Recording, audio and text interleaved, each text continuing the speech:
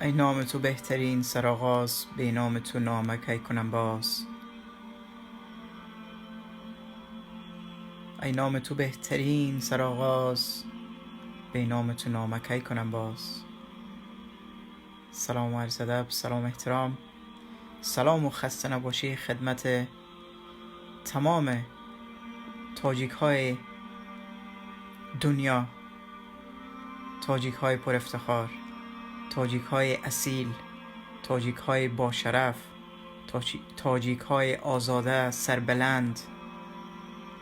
امید هر جایی که هستین همیشه سربلند، با وقار، با هویت، با ریشه، با نسب و با شرف باقی بمانه.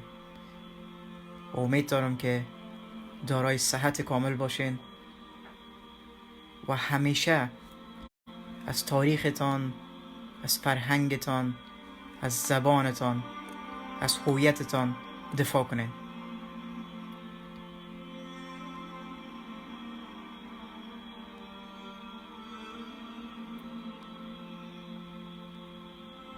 خوشحال هستم که باز تانستم در پخش مستقیم جدید تازه در حضور شما عزیزا دوستا قرار بگیرم. امید که شما عزیزا را با خود داشته باشیم در پخش مستقیم همگانی بسازین تا دیگه فارسی زبانای ما، تاجداران سرزمین خراسان، تاجیکای ما با ما یکجا شوند، با ما بپیوندند، با ما همصدا شوند، با ما هم مسیر شوند، با ما همگام شوند و برای بیداری ملت ما، برای ایستادگی ملت بزرگ تاجیک، برای دستگیری ملت بزرگ تاجیک، برای نجات ملت بزرگ تاجیک دست به دست بدهیم و برزمیم و بیستیم و مبارزه کنیم، زحمت بکشیم، کار کنیم، تلاش کنیم تا نسل بعدی ما از تاجیک بودن خود نشرمه، تا نسل بعدی ما در یک فضای نامعلوم زندگی نکنه که از کجا هست، تاریخش چیست، ریشیش چیست، نسبش چیست، فرهنگش چیست، بزرگش کیست، چرا تاجیک است، چرا نباید تاجیک باشه. ما باید این قربانی را بتیم، ما باید امروزی زحمت بکشیم که نسل بعدی ما، نسلای بعدی ما به سر بلند به افتخار بگه تاجیک هستم، افتخار کنه که تاجیک است، خود پنهان نکنه. وقتی از پیشش میپرسن لحظه فکر نکنه که چی بگه، سر بلند قد رسا، صدای درشت و بگه که من تاجیکم، من تاجدار سرزمین خراسانم، من تاجیکم، من با افتخارم،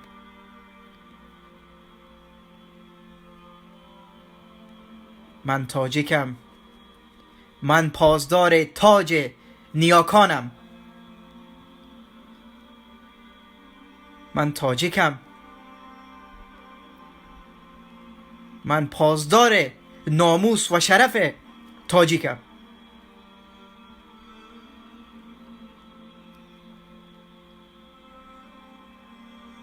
من افغان، پشتون، پختون، درگه، معامله‌گر، بی عزت، بی شرف، چاپلوس، فرومایه، دنباله رو از این شاخه به آن شاخه نیستم. من تاجیکم، با افتخار، با صدای بلند، بدون ترس، بدون شک، بدون لرز.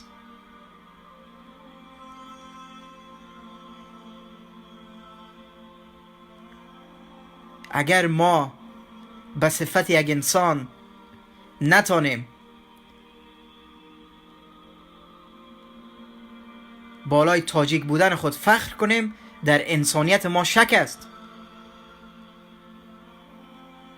آیا میفهمین که با این ملت بزرگ و پر افتخار و سربلند تاجیک چی تاریخ گره خورده، چی افتخارات گره خورده، چی زبان گره خورده، چی فرهنگ گره خورده، چی تمدن گره خورده؟ آیا میدانین؟ نه خیر، نمیدانین. اگر میدانستین قبل از اینکه کسی از شما بپرسه که تو کی هستی، تو خودت برش میگفتی که من تاجیک هستم. امروز نه تنها که شما این کار را نمیکنین، بلکه وقتی از شما پرسیده میشه که کی هستی، میترسی، فکر میکنی، چرت میزنی که چی بگم. آیا تاجیک بگویم؟ به نفعم است، به فایده‌ام است، سرم بلند میشه، کار برم کسی میته، کسی با من دوستی میکنه. تاجیک به عزت نیست. کلمه تاجیک کلمه خرد و ریزه نیست. کلمه تاجیک کلمه بیارزش نیست. کلمه تاجیک کلمه نیست که باعث شرمساری، سرخمی، بی‌عزتی و تنهایی تو شوه. این ما هستیم که از نام خود، از هویت خود، از تاریخ خود، از عزت و شرف و منزلتی که برای ما داده شد از او پاسداری درست نتانستیم و او باعث شده که امروز ما در شک هستیم که تاجیک باشم یا نباشم، تاجیک بگم یا نگم. بله، باید تاجیک بگی. تاجیک هستی. اکای عزت الله سلام و عرض ادب، رحمت خدا بر شما. پخش مستقیم را تاجیکای عزیز، برادرای عزیز، استادای عزیز، خواهرای عزیز، مادرای عزیز همگانی بسازین، شریک بسازین تا تمام تاجیکای ما با ما هم صدا شوند. متن برنامه را بخوانین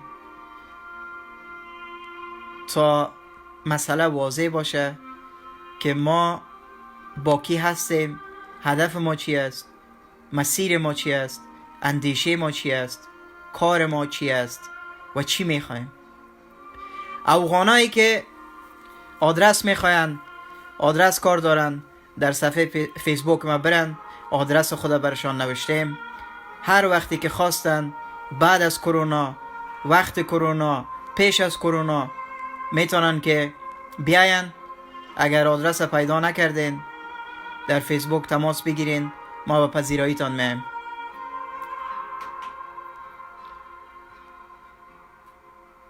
افغان کارش تمام است.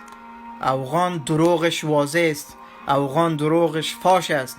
در پخشای مستقیم تاجیکا میان سلام برادر هستیم، سلام یک افغان هستیم، سلامی هستیم، سلامو هستیم، باز به ناموس تاجیک توهین میکنه، به زبان تاجیک توهین میکنه، به تاریخ تاجیک توهین میکنه، به فرهنگ تاجیک توهین میکنه.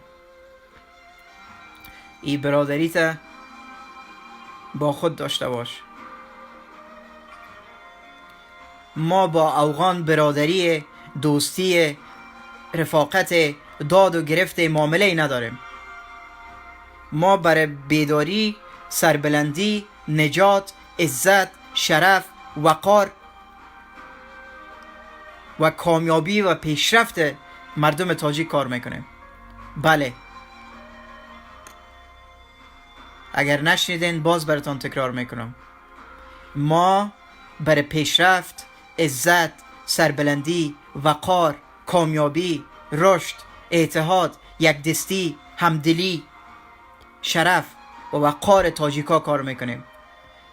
چون تا که تاجیک دوباره به اصل خود بر نگرده، به عزت خود بر نگرده، به تاریخ خود بر نگرده، به شرف خود بر نگرده، تاجش دوباره به سرش گذاشته نشه، به هیچ مردم دیگه نه کمک کرده میتونه، نه خدمت کرده میتونه، نه دستگیری کرده میتونه. تاجیک باید برگرده به تاج خود.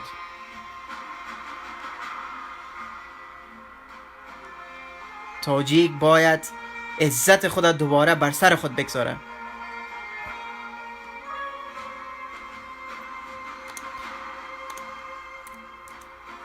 کسایی که هنوز هم در شک است که دشمنش کی است، تاجیک را در 300 سال، در 200 سال یا 300 سال یا 270 سال کی زمینش را دوزی کرد، کی به ناموسش دست درازی کرد، کی زبانش را توهین کرد، کی تاریخش را جعل کرد، کی هویتش را توهین کرد، مسخره کرد، کی رهبرش را به عزت ساخت، توهین کرد، انتحار کرد، انفجار کرد، کی جوانای تاجیک را کشت، کی جوانای تاجیک را زندانی کرد. اوغان، افغان، پختون، پشتون. دشمنت میگه اگر مرچه بود فیل بدانش. دشمنت واضح است، دشمنت را بشناس، با دشمنت دست برادری دراز نکو. دشمنت را بشناس، دشمنت را شناسایی کو، خود آماده بساز، خود را قوی بساز، خود را نیرومند بساز، هم از لحاظ فکری هم از لحاظ فیزیکی. تاجیک تا که اقتدار سیاسی را دوباره به دست نگیره، 4 انسان پلید، معامله‌گر، خائن، چاپلوس به نام اوغان، به نام تاجیک درگه، به نام تاجیک هستیم کل ما یک برادر هستیم، اینا را همگیشانه به کثافت دانی بندازین. اینا از مرض سرطان بدتر هستند. اینا تمام ظلم و جفایی که در مقابل یک قوم، در مقابل یک ملت صورت گرفته، همگیش میفهمند، از همگیش آگاه هستند، اما میان بر ما و شما در پخشای مستقیم در شبکات اجتماعی دروغ می نویسند، دروغ میگن و قیافه اصلی خود را زیر نام تاجیک هستم، زیر نام از پنجشیر هستم، زیر نام از پروان هستم، زیر نام از شمالی هستم، تحت عنوان از که ما با عامر صاحب در مقاومت بودیم، با عامر صاحب عکس دارم، با عامر صاحب ویدیو دارم. ما و شما را سالها بازی دادن، ما و شما را فروختن به اوغانا، صاحب خانه را به بیگانا فروختن. امروز بیگانا میان در پخشای مستقیم میرن به افتخار، به سر بلند تماس میگیرن به ناموس ما، به عزت ما، به تاریخ ما، به هویت ما، به زبان ما، فاش میگن، توهین میکنن و سر بلند دارن و افتخار میکنن.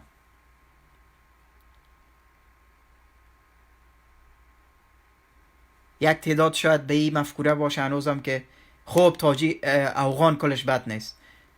اوش که بد نیست، او رو من چی کنم؟ نه صدایش هم میشنم، نه میشناسمش، نه لازم است که درباره از اون من فکر کنم. انسانی که صدا بلند نمیکنه یعنی که موجود نیست، یعنی که مرده، یعنی که مرده. پس من چی درباره از او بحث کنم که اوغان خوب موجود داره؟ هر وقت که عرض اندام کرد، وقتی که صدا بلند کرد، وقتی که حقیقت‌ها را بیان کرد، بعد از اون میشه درباره‌اش حرف بزنیم. حالا فعلا دشمن ما واضح است، دشمنت اوغان است، دشمنت پشتون است. زیر هر نام که میه فعالیت میکنه، کار میکنه، بازیت میته، دروغ میگه. دیگه دروغ از اینا را وقتی دروغ گفت، دروغش بگی از دستش، به دهنش بکوب. این قوم دروغگو و شیطان صفت را 300 سال اینا به می رقم دزدیدن، فروختن، معامله کردن. احمد نثار سلام و عرض ادب. صوفی خانه قایی سلام و عرض ادب. سلام به شما، امید که شما هم صحتمند باشین، من خوب هستم، سلامت باشین. اگر تعداد مبارزین را بیشتر کنیم او وقت قوی خواهیم شد، می توانیم بیشتر با نیروی قوی تر بیش برویم. بله، برنامه ما، صدا بلند کردن ما، بسیج ساختن ما، آگاهی رسانی یکی از مهمترین اسلحه‌های مبارزه است. با یک مردم، با یک ملتی که سالها برشان دروغ گفته شده، سالها معامله شده، سالها در چنگ دروغ، نیرنگ و فریب اوغانیسم بودن، ما مجبور هستیم که اونا را آگاه بسازیم. امروز تاجیک خودت میه برای توهین میکنه، امروز تاجیک خودت تو برش عزت میتی، تو برش بزرگی قائل میشی، تو برش احترام قائل میشی، اما او برخوردش مثل یک کسی هسته که با خودت که گویا تو از سر کوچه باشی، تو از خرابه آمده باشی، تو اصلا در راه انسانیت نرفته باشی. ما مجبور هستیم که تاجیکای خود بیدار بسازیم. خرد، کلان، پیر، جوان، زن، مرد مهم نیست. تاجیک خراسان، تاجیک تاجیکستان، تاجیک سمرقند، تاجیک بخارا، تاجیک ازبکستان، هر جایی که باشه، تاجیک پاکستان، ما مجبور هستیم که یک دیگر را دستگیری کنیم، آگاه بسازیم، بیدار بسازیم، دروغ افغانیسم را برش تشریح کنیم، برش دروغ نگویم اضافه تر از این. بالای سر دروغ افغان یک دروغ دیگه ما برش اضافه نکنیم که نه افغان ها خوب مردم هم داره، من افغان خوب هم داره. او رقم نیست. حقیقت های افغان ها را برشان بیان کنین، کشتار افغان ها را برشان قصه کنین، ظلم افغان ها را برشان قصه کنین. شما دین روز در پخش مستقیم بودین که افغان چی میگفت؟ افغان چی مینوشت؟ میگفت دیدین که ناموستان چطور فرار دادیم، دیدین که ناموستان چطور از پیشتان بردیم. افتخار میکنن، نوشته میکردن زنده باد ملا عمر. افغان به افتخار، هم کسی که در اروپاست، هم کسی که در خراسان است، کلش در هر جایی که زندگی میکنه می اندیششان است، اینمی فکرشان است، اینمی توانایی فکریشان در می اندازه است. فاشیست است. انسان که فاشیست شد انسان مریض میشه. انسان که فاشیست شد انسان مغزش، توانایی فکریش، استقلالیت فکریش از دستش میره، بیرون میشه.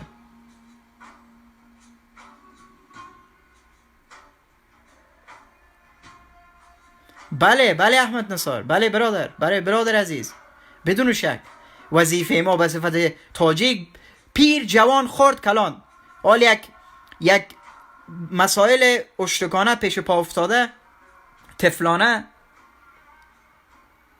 وطنکی در بین کلانای ما، در بین مردمای ما ایجاد شده، یا در فکرشان جابجا شده، یا عادت کردن.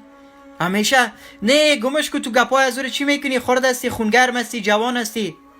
او برادر، بر تو که گفته که علم و توانایی و فکر و اندیشه را تو خلاصه بساز به سن سال. کسایی هستن امروز که در جبهه با مسعود بزرگ بودن، تمام پشتونا را از ما بهتر میشناسن، ظلمای پشتونا را به چشم خود دیدن، کشتار پشتونا را دیدن، ظلم پشتون و افغان را دیدن، اما امروز خاموشی اختیار کردن. پس ما اونا را هوشیار بگویم، پس ما اونا را بیدار بگویم. هوشیاری، توانایی فکری، آزاد صحبت کردن، صاف و پاک صحبت کردن، سریع بودن، جدی بودن، خلاصه به سن سال نمیشه. این به توانایی فرد ربط میگیره، نه به سن سال فرد. ما به شما بارها ابن سینا را مثال دادیم. امروز در بیشترین کشورهای دنیا پیشرفته، کسایی که زیر 18 باشه میگه تو زیر سن هستی، یعنی پایین در سنی هستی که بسیاری مسائل با خودت برخورده میشه که یعنی یک طفل هستی تو. اما ابن سینا در سن 13 سالگی بلند شد و خواست تاریخ را رقم بزنه، خواست تمدن بسازه، خواست خدمت کنه برای بشریت. در سن 16 سالگی تعداب طب را گذاشت و لقب پدر طب را گرفت و در سن 16 سالگی کسایی که از خودش 20 سال، 10 سال، 15 سال، 30 سال بزرگتر بودن می آمدن و از این می آموختن طبابت را. این حرفای پوچ، این حرفایی که ما و شما را جز ای که عقب نگه داره، جزی که ما را ضعیف بسازه، جزی که ما را همیشه در انتظار نگه داره، جزی که همیشه یک امیدواری دروغی بر ما بده، دیگه هیچ چیز نمیکنه. وقتی یک جوان صدا بلند میکنه، وقتی یک جوان میخواد یک حرف بزنه و به دهنش میزنی و میگی که او هنوز جوان هستی، هنوز خرد هستی، چی میکنی؟ کلانکاری نکنی، گپا رو نزن. تمام انگیزش کشتی، تمام نیروی جوانیش کشتی در بدنش، در صداش خفه کردی. خب هم فکر میکنه تلقین میشه دیگه. این خب بحث علمی است. از لحاظ روانشناسی وقتی یک حرف همیشه برای یک کسی تکرار کنی بالاخره باور میکنه به اون مسئله. وقتی همیشه به یک جوان، ما همیشه برخورد کلانای ما با ما همی است که بیشی توی گپا رو نمیفهمی، بیشی تو چی نمیفهمی، بیشی گپ نزن. بالاخره قبولش میکنی، تلقین میشی که میگه پس من چیزی رو نمیفهم، من نباید حرف بزنم، من نباید گپ بزنم، من نباید مبارزه کنم، من باید غلام باشم تا که 30 ساله و 40 ساله شم.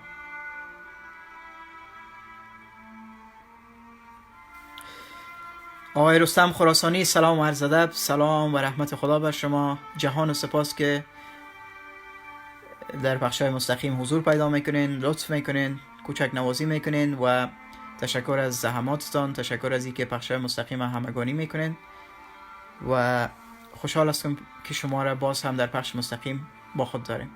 سلام مجدد خدمت دوستا عزیزایی که تازه با ما هم صدا شدن. لطف کرده چون قوم انتحار انفجار افغانا نمیخواین که دروغشان جعلشان فاش شوه، برملا شوه، هویدا باشه، اینا سفر پخش مستقیم را ریپورت میتن. با وجود از اینکه فیسبوک قانون و قوانینش فرق کرده، متفاوت شده، اگر در پخش مستقیم مسئله کشتن و انتحار و انفجار و سربریدن و این چیزا نباشه، اونا ریپورت را نادیده میگیرن. اما باز هم ما وظیفه ما همیست، کوچکترین کاری را که ما میتونیم این است که یک پخش مستقیمه که مردم را گمراه نمیسازه، مردم را به چاپلوسی، به معامله کردن، به دنبال روی، دنبال معامله‌گرا، درگا دعوت نمیکنه. تاجیکا را میخواه به مو تاجیک بودنی که هست، به مو تاجیکی که هست، خالص، صاف و سوچه، پاک، اصیل دعوت کنه، بیدار بسازه. باز که به قدرت رسیدیم، باز که توانا شدیم، باز میتونیم که دیگه انسان ها را از تاریکی و بدبختی نجات بدیم. اما فعلا ما باید بالای خود کار کنیم، بالای خود سرمایه گذاری کنیم، ما برای خود خدمت کنیم، برای خود کار کنیم تا که در حالتی برسیم، در سطحی برسیم که بتونیم دیگران را هم کمک کنیم. به گپ رسیدین انشالله؟ امید که به گپ رسیده باشین. متوجه هستین؟ بگذارین که میجا ابرمرد تاریخ را ببینیم. ابرمرد تاریخ را، مسعود بزرگ را، ایره لطفاً در صفحات شما متوجه باشین. تمام تاجیک‌ها را میگم، یک خواهش برادرانه است پیشتان دارم به صفت یک تاجیک، به صفت یک برادرتان، به تمام تاجیکای دنیا. شما وقتی با یک ویدیو سر میخورین که درباره یک تاجیکتان است، یک افتخارتان است، عجله نکنین. ببینین که سفر کی کنترل میکنه، او شبکه یوتیوب را کی ساخته. اگر افغانا ساخته، افغانا تایتل از او ویدیو را به نفع افغانا میسازن، کامنتار افغانا کنترل میکنن. اگر یک تاجیک بنویسه که او رهبر تاجیکا، پاکش میکنن، نوشته میکنه مسعود افغان، در حالی که مسعود خوش ندارن، اما دشمن در بینتون داخل میشه، به نام خودتان، به لباس خودتان، به زبان خودتان صحبت میکنه، برنامه‌ریزی میکنه، ویدیوهایتان رو پخش میکنه تا بتونه که شما رو در کنترل داشته باشه، تا بتونه که معلومات واقعی و درست به دسترس مردم دنیا قرار نگیره. وقتی یک ویدیو را شما میگیرین، پیش از اینکه نشر میکنین متوجه شوین که ویدیو را کی ساخته. مشخصاتی که معلوماتی که در ویدیو نوشته شده، کلمه جعلی افغان نباشه، افغانستان نباشه، افغانیسم، پختونیسم، پشتونیسم نباشه. اگر دیدین که یک تاجیک خالص، خلاص، صاف و پاک جور کرده ویدیو را ساخته، تهیه کرده، تنظیم کرده، پخشش کو. در غیر از او پخشش نکو. میتونی که دانلودش کنی، خودت عنوان نو بتیشه، معلومات نو بنویسی برش، بعد از اون نشرش کنی.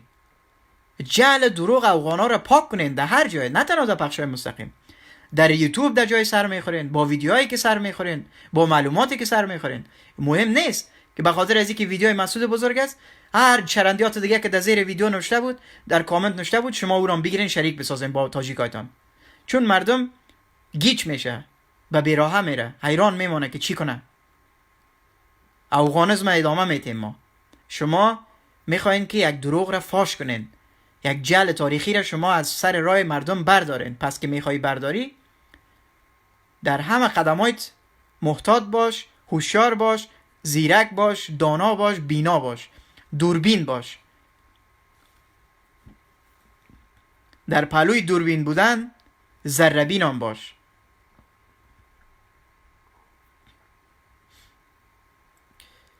زیا پنشیری لطفاً از این شعارا، از این گپا برو در یگان فیسبوک های دیگه، برو در یگان پخش های مستقیم دیگه، یگان بچه کار، یگان درگار، یگان این طرف یگان چاپلوسار، یگان مردم ها از این شاخه به شاخه نصیحت کو.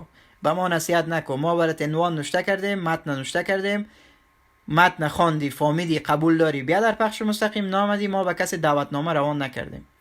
ایجا نصیحت نکو، ایجا این تعداد مردمی را که میبینی ایجا میان در پخش مستقیم کامنت میگذارن و همراه ما با همصدا هستن، اینا تاجیکای اصیل هستن.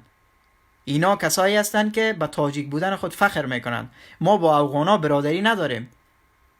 ما با افغان برادری نداریم. گفتم مؤمن با مؤمن برادر است. افغان سر میبره ما برادرم است. افغان انسان میکشه برادرم است. افغان ناموس مرا توهین میکنه در صفحات اجتماعی برادرم است. اگر تو یک برادر داری خط تو علایده است. اگر تو با تو برادرها میتونی بسازی و او را میتونی تو انسان‌ها را و تو خبیثا را و تو شیطانا را برادر صدا کنی، حتی انسان صدا کنی، او مشکل خودت است. اما برای ما یه نصیحت دروغی نکن. شعارهای افغانیسم نته. از پنجشیر هم که باشی برای ما مهم نیست، از هر جایی که باشی. اگر میخوای به مردم به گوش مردم دروغ باد کنی، مردم را ضعیف بسازی، مردم را بازی بتی مثل افغانا، پیش ما جایگاه یکی است. مثل افغان هستی پیش ما. مثل افغان هستی. ما به صفت یک تاجیک من اسلام را میفهم. ما آگاهی در مسائل اسلامی دارم. با ما هر کس و ناکس نباید درس اسلام نته. برادر هستیم، مسلمان هستیم، این رقم هستیم، اون رقم هستیم. چطور می شکستیم؟ برادری از خود تعریف داره؟ هم از لحاظ دین، از دیدگاه اسلامی اگر برش ببینی از خود تعریف داره که کی را میتونی برادرت خطاب کنی؟ هم از لحاظ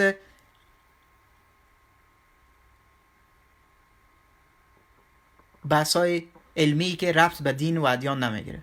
برادری، برابری از خود تعریف داره، از خود فلسفه داره، از خود شرط و شرایط داره، از خود قوانین داره. خانه خاله نیست. هر لچک و انسانای فروخته شده و معامله‌گر در سر سرک دیدی برو آغوش را برش واس کو بیا که بیادر هستیم. این رقم نیست. این رقم نیست. بیاین که اول یک آهنگ پر افتخار تاجیکی خود گوش کنیم، بعد از او صحبت‌های خود ادامه میدیم. پخش مستقیم همگانی بسازین. دوستا عزیزا با شما هستیم.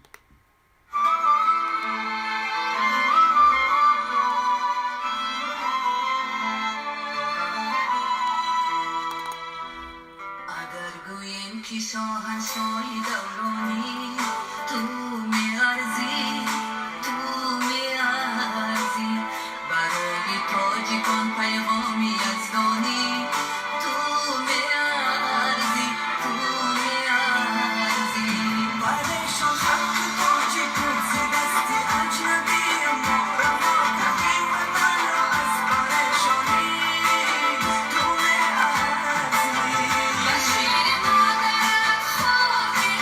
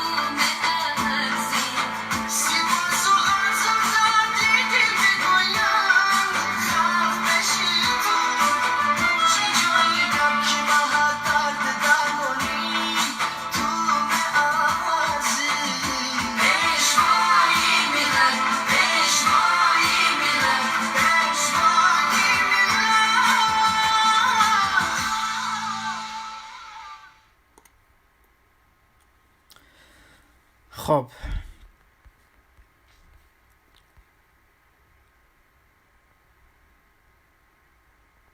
بدون شک هر کس از افغانism و پشتونism و پشتونا دفاع کردی جامعت با ما شعار بیادری و ما چون بیادرک هستیم ما چون خوارک هستیم میگک هستیم موگک هستیم کلتان جایتان کثافت دانیست. اما یک وقت در کشور به نام اوکراین است سیاستمدارای معامله‌گر و چاپلوس شد زباله‌دانی انداخته بودن اون رقم جایگاهتان اونمی چیز است. متوجه هستین؟ برای ما ایجابه چرندیات نگوین، چرندیاتتان رو بند کنین. افغان رو به ما اینجا صفت نکنیم. ما افغان شناخته آمدیم برنامه گرفتیم، ما افغان شناخته آمدیم اینجا استادگی کردیم. افغان امتحان خدا در طول 300 سال داد برای نسل گذشته ما. یک قدر گذشت شد در 300 سال، قدر مردم بازی خورده، قدر مردم دروغ قبول کرد. برای ما دروغ نگوین زیر نام خراسانی ولا من تاجیک هستم ولا من از پنجشیر هستم ولا من از پروان هستم ولا چی کنم که هستی؟ چطورت کنم؟ نامکت خراسانی ماندی اما جاهل، چطورت کنم؟ نه یه نام دیگه آمد، چرا خودت نشان نمیتی؟ حالا من برای شما گفتم از افغانا نمیخوایم دختر بگیرم، چرا خدا نشان نمیتی؟ آلیج خواستگاری است، چی گپ است که من خدا نشان بتم؟ تو کی هستی؟ شغال عجب مردمه، تو خدا نشان نمیتی، چرا نشان نمیتی؟ حالا تو را کی دعوت کرده دیگه؟ تو را کی پرسیده که تو اجازه داری صحبت کنی؟ تو را کی گفته که بیا حرف بزن؟ احمق، نادان، صوفی خانقایی صوفی خانقایی، میبخشین اسمتان اشتباه نکرده باشم، به احترامی نشه. امید که خوب باشین. تشکر. حتما من پیامتان خواندم. من آهنگ آقای سیاپوش را میگذارم، بدون شک مشکل نیست.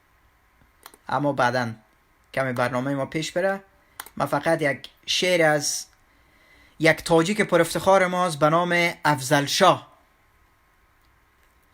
کسایی که واقعا با تاجیک آشنایی دارن، واقعا اصلیت خود فراموش نکنن، افضل شاه را میشناسن. و کسایی که تا به حال تاجیک خالص هستن، سوچه هستن، اما تا به حال آشنایی ندارن، بعد از این آشنا شوین، بعد از این تاجیکایتان برین آشنایی کنین باش. نه که فروخته شده و معامله‌گر و افغانایی که بیرق افغانا رو بلند میکنه به نام تاجیک هستم میره برای افغانا مسابقه میده، میره به افغانا فعالیت میکنه، میره به افغانا امتحان میده، میره به افغانا دستاورد میره، حکومت فاشیستی افغانism و پشتونism تقویه میکنه، رشد میده، به جهان دروغشانه مورد تایید قرار میده. نه خیر، برین از تاجیکایتان یاد کنین، برین از اصلیتتان یاد کنین، برین از تاریختان یاد کنین، برین از هویت و فرهنگتان یاد کنین.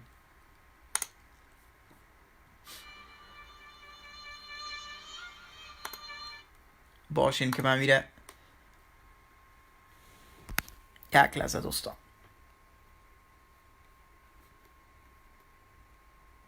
گوش کنین که تاجیکتان به شما عشق میرزه. شما هنوز آمدین 4 تا رقاصه و دروغگوی و چرندپران آوردین گپایش گوش دارین که والا ما برادر هستیم، ما این رقم هستیم، ما چیز هستیم. گوش کنین که تاجیکتان عشق میرزه براتان.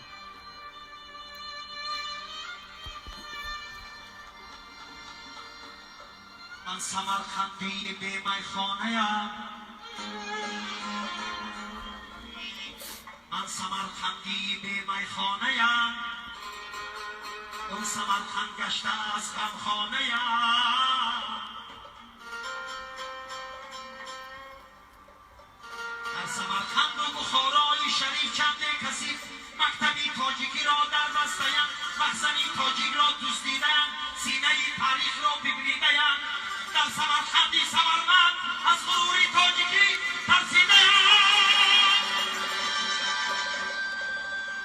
در سمرقند و بخارای شریف بر تاجیکان داده بس اسنادهای زورکی، بر جگرگاه نمای آریان زخمها زد کارهای زورکی. ای دل و جانم سمرقند، ای دل و جانم بخارا، تاجیکستانم سمرقند، تاجیکستانم بخارا.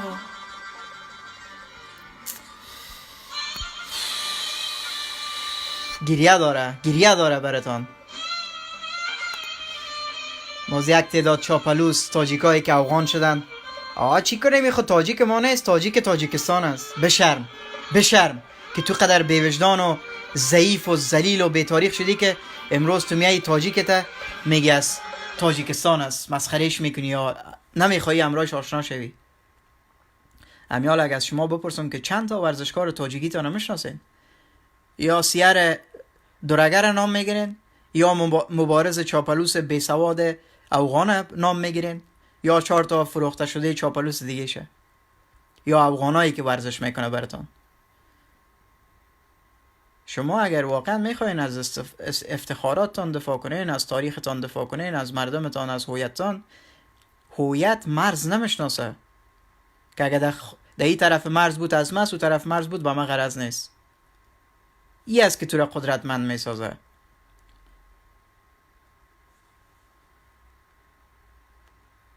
افغانکا رو میبینین زیر نام خراسانی عکسای ناموس خودم میمانند، عکسای مسعود هم میمانند در پروفایل های خود، میان در پخشای مستقیم تاجیکای اصیل. گلم از اینا جمع است، گلمشان جمع است، قصه شان مفت است. بعد رقم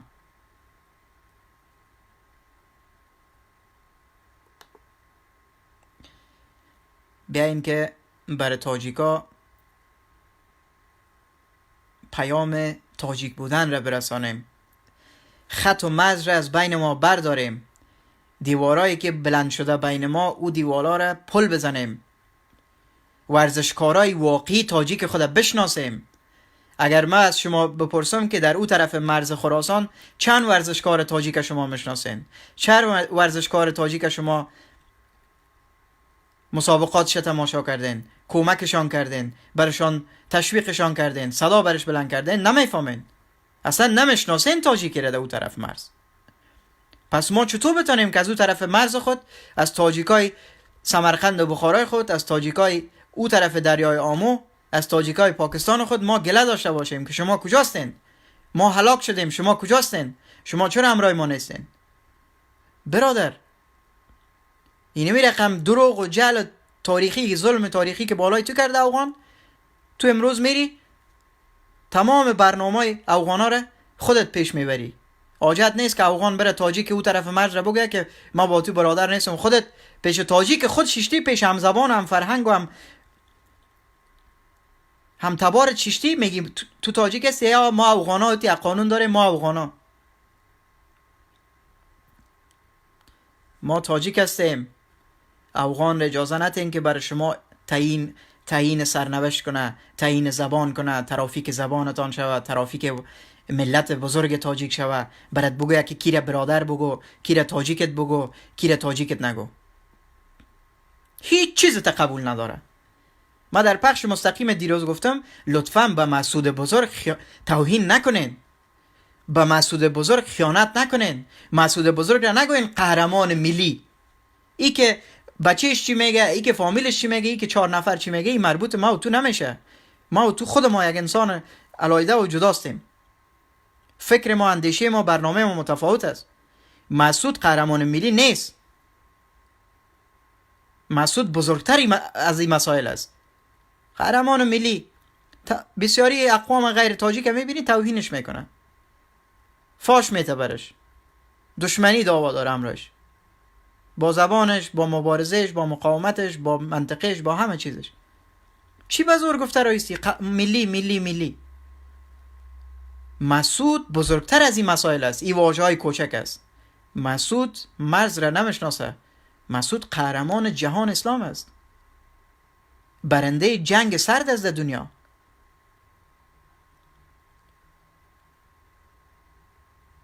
تادابگزار مبارزه عدالت خواهی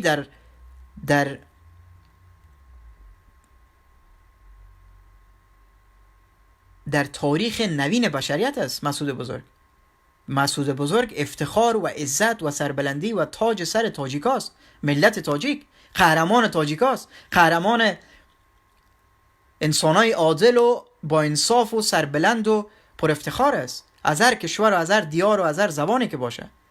ضرور نیست که میرین مسعود با این بزرگی، با این مقاومت، با این تاریخی که داره بزرگ قهرمان ملی، قهرمان ملی، قهرمان ملی.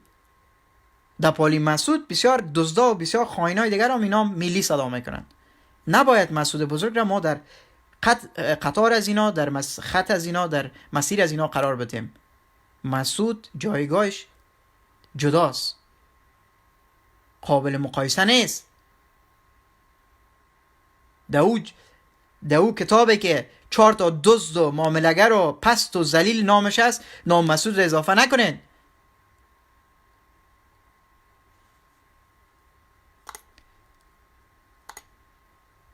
مسعود خب بازیچه نیست.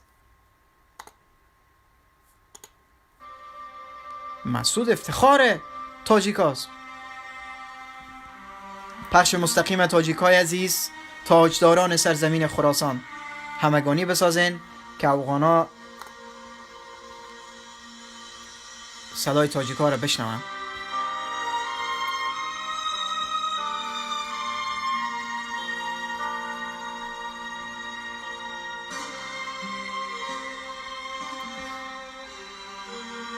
ملیت ازی افغانی است. برای افغان بچه مبارز گرزی، برای ما ایجا نصیحت نکن بیعقل بیریشه. انسان بیریشه دیگه، از انسان بیریشه رو نباید احترام کنی، نباید احترام قائل شوی، نبرش با سخن فردوسی هم روش حرف بزنی.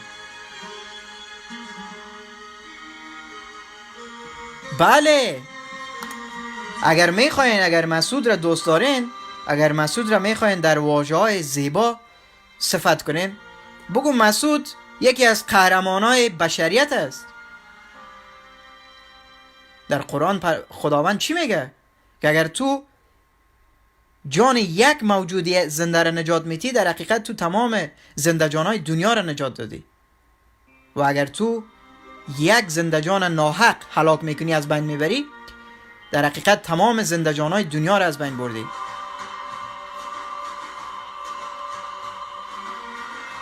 پسی به بشریت خدمت کرده، در مقابل کشتار و ظلم و استبداد طالب و پشتون و افغانیسم قرار گرفته.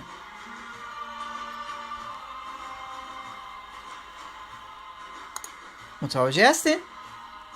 این باریکی را متوجه باشین، در صفحه نشینین، مسعود بزرگ را افغان معرفی نکنین به مردم. مسعود نه افغان است.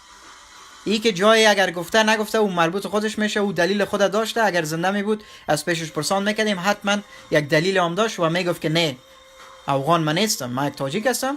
اما در جای اگر ذکرم کردیم او دلیلش باز بر ما میگفت. حالا ما نمیتونیم که در چیزایی بچسبیم که شخصی که او را یادآوری کرده او زنده نیست.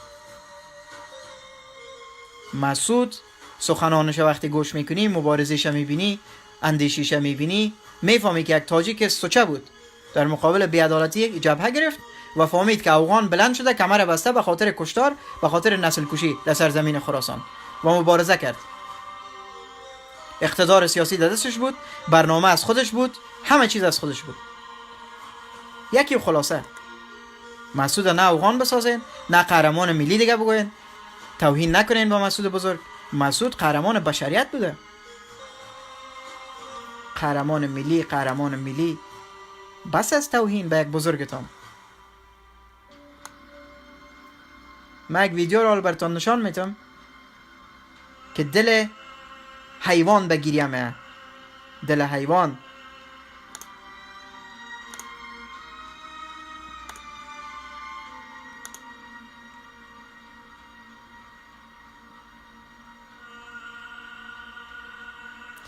فاش نتین به افغانا. به افغانا لطفاً تاجیکای عزیز، تاجیکایی که واقعاً به فردوسی بزرگ، از فرهنگ فردوسی امام ابو حنیفه، ابو مسلم، سلمان فارس خود را می شمارند، فاش به ناموس افغانا نتین. به خاطر از اینکه به ناموس ما فاش میتن، ما نمیتونیم که در قطار از اونا قرار بگیریم.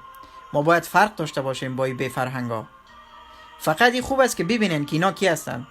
انسانایی که به سادگی میتونن به ناموس دیگران فاش بدن، اونا میتونن به بسیار سادگی به ناموس دیگران دست درازی کنن، بسیار سادگی میتونن که توهین کنن ما و شما را و ما را بکشن و ناموس ما را بی عزت بسازن.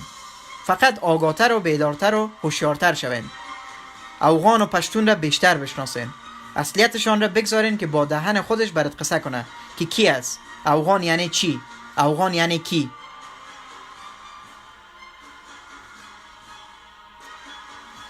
باشین کمی غول دیگر ما بلاک کنم که سوالای بسیار احمقانه میکنه. یک لحظه دوستا، یک لحظه مرا وقت بتین. کمی غول بچه را به نام مبارز، هر غول و هر چاپلوس و هر آق پدر مادر بی سواد میانیجه برای ما در پخش مستقیم تاجیکا میخوان برای ما از ما سوال کنن. تو را کیجه دعوت کرده که تو همه سوال توبه چه آدم هایی در دنیا پیدا میشه.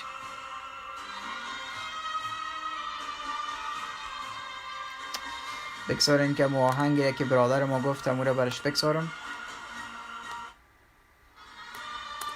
از فکر کنم از سیاپوش گفت، از سیاپوش آهنگشه. خب اولی آهنگ گوش میکنیم دوستا عزیزا، بعد از او میریم به طرف آهنگ بعدی. این آهنگی هست که تاجیکا را باید بیدار بسازه، این تاجیکا را باید آگاه بسازه، بیدار شوین. خود افغان او افغان به هر لهجه‌ای که تو تلفظش میکنی بشرمین. اصل تو رو چی شده؟ فرهنگ تو رو چی شده؟ زبان تو رو چی شده؟ تاریخ و ریشه و نسب تو رو چی شده که رفتی در دامن بیگانه خود انداختی؟ گوش کو که چی میگه برات.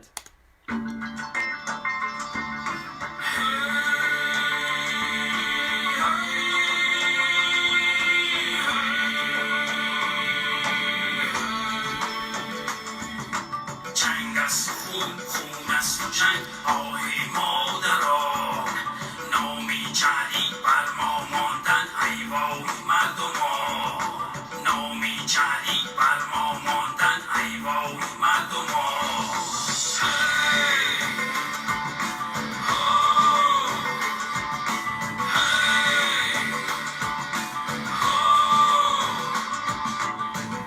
نیم افغان، نیم افغان، افغان نیستم، نیم افغان، نیم افغان، افغان نیستم، طبیع رستم رهی کروش روحم خراسان، سانیست. مکن اجبار، مکن اجبار.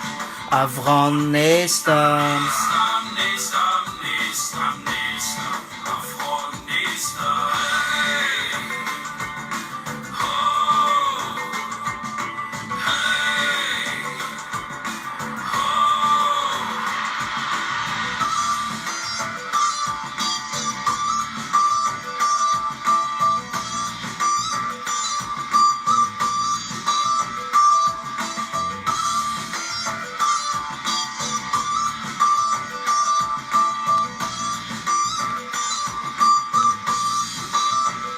یکی ازبک، یکی تاجک، دیگری هزاره. مکن تکرار، مکن تکرار. افغان نیستم. مکن تکرار، مکن تکرار. افغان نیستم. تو حقی ملتی را خورده‌ای با جهل و خون. مکن تکرار، مکن تکرار. افغان نیستم. مکن تکرار، مکن تکرار. افغان نیستم. افغان نیستم. افغان نیستم. افغان نیستم. افغان نیستم.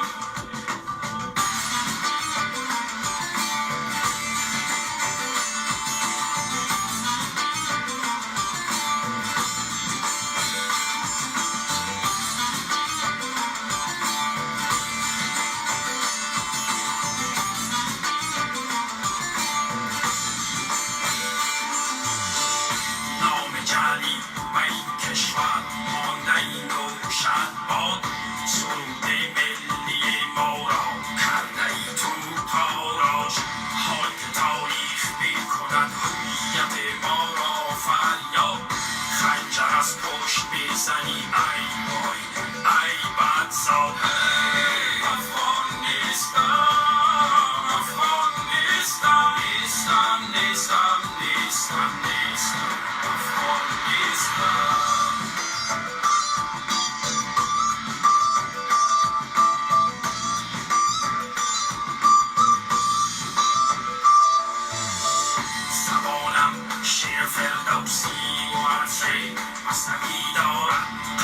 فارسی علم توسی هنر و سعدی دارد گفتار نیک کردار نیک اندیشه نیک را میدانم پرچم کعبه و رمز پهلوی دارد افغان نیستم افغان نیستم. کلتان به یک صدا بنویسین. افغان نیستم بنویسین.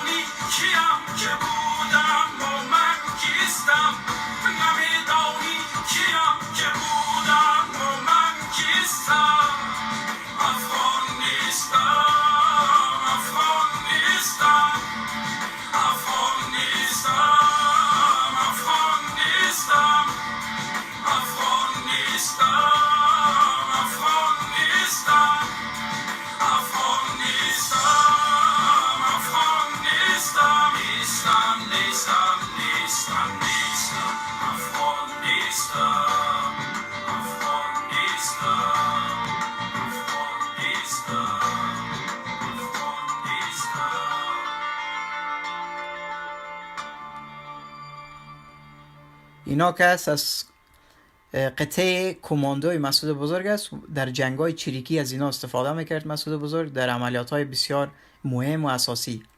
اینمی یک قطعه، اینمی قطعه میتونست که به 10 قطعه بزرگ افغانا، پشتونا، طالبا را با وجود از اینکه عربا برشان کمک میکرد، آیسای برشان کمک میکرد، بسیاری کشورهای دنیا برشان کمک میکرد به این افغانا، اما بازم اینا به بسیار سادگی قطعات تمام جا را میگرفتن، به بسیار سادگی، به بسیار شکل درست. اینو تو یک نظم داشت تاجیک، اینو تو یک نظام داشت، اینو تو یک کماندو داشت. حالا بیادر کالای افغانا را میپوشند، سرای شانهشان بیرقای قومی افغانی.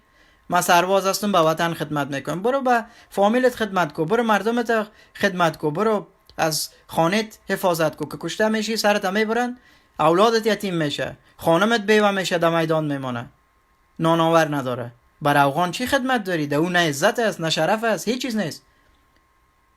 افغانه که طالب تربیه کرد، سرت برید، ده سنگرت گرفت، شبخون زدت، امروز کلش ایلا کرده رئیس. اگه تو وجدان داشته باشی، اگه ذره همت داشته باشی، اگه ذره شرف داشته باشی، تو باید حداقل امروز خود صلاحیت بانی دیگه. به حکومت فاشیستی دیگه کار نکنی، خدمت خوش خدمتی نکنی.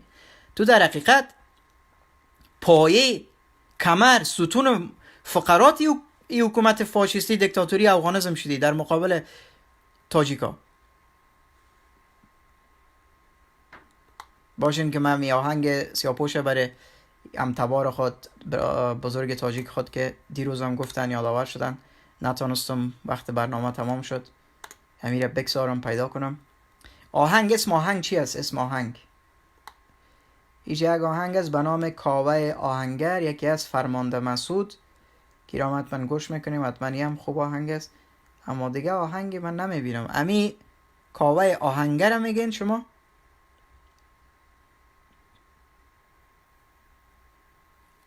اگر لطف کنین امو لینک آهنگ را بر ما در پیامخانه فیسبوک بنویسین، بفرستین، من پلیش میکنم انشالله.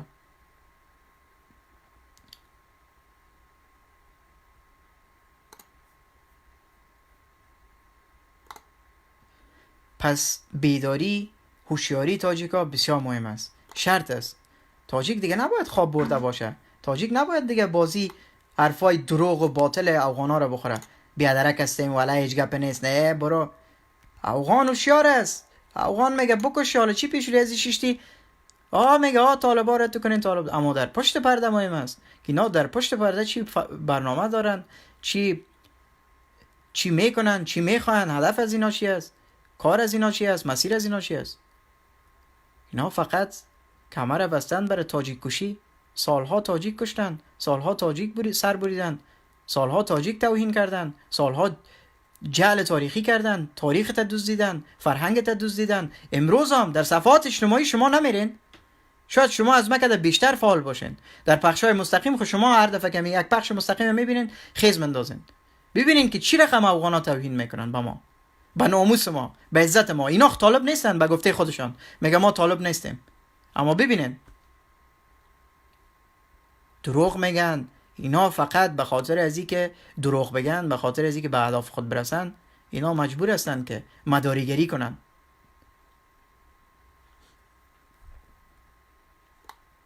آهنگ فرمانده مسعود را میشنویم، ببینیم که چی آهنگی است.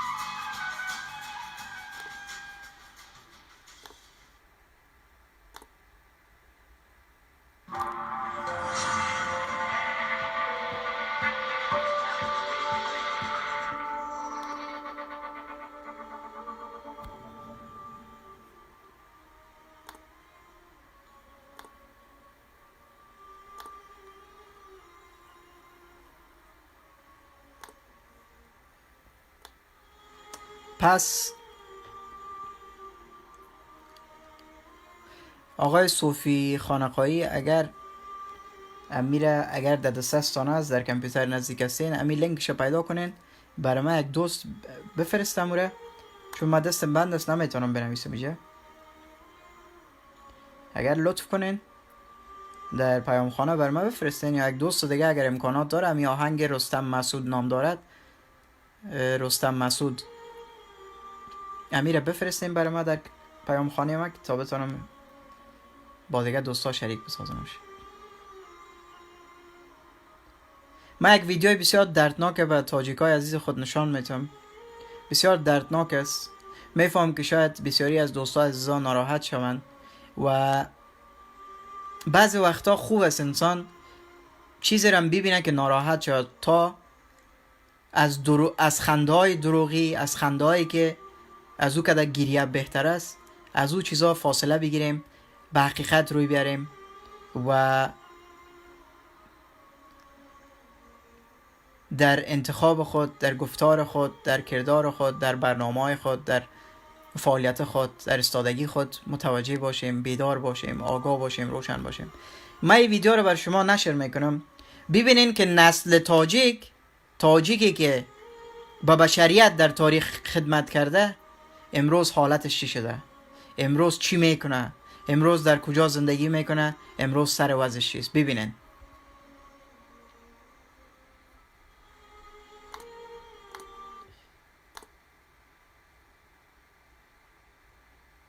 یک لحظه دوستا که من ویدیو را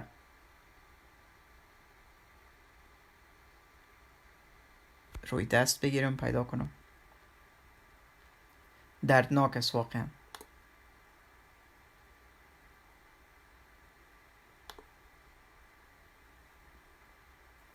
رنج آور است، درد آور است. من که نتونستم جلوی اشکای خود را بگیرم با دیدن از این ویدیو و هیچ انسان با احساس با درک نمیتونه این کار بکنه. یک لحظه دوستا عزیز.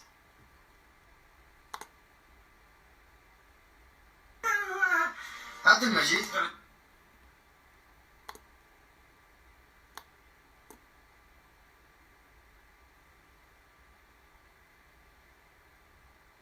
پخش مستقیم دوستای عزیز، تاجیکای با عزت، با افتخار، پخش مستقیم رو همگانی بسازن. خیر اگر باز بعد از پخش مستقیم نمیخواستی که این ویدیو در صفحه بمانه پاکش کو، اما دوستا و عزیزایت دعوت کو. اگر خودت تاجیک هستی که میگی برادر هستیم بگذار یک 4 تا دیگه که به این باور نیست اونا بیان در پخش مستقیم حضور پیدا کنن. خیره ببینین دوستا، ببینین بعد از ویدیو صحبت میکنیم، رویش حرف میزنیم. عبدالمجید کدام از خانه؟ همه از خانه؟ کجا خواب میشه عبدالمجید؟ کجا؟ بریم ببینیم.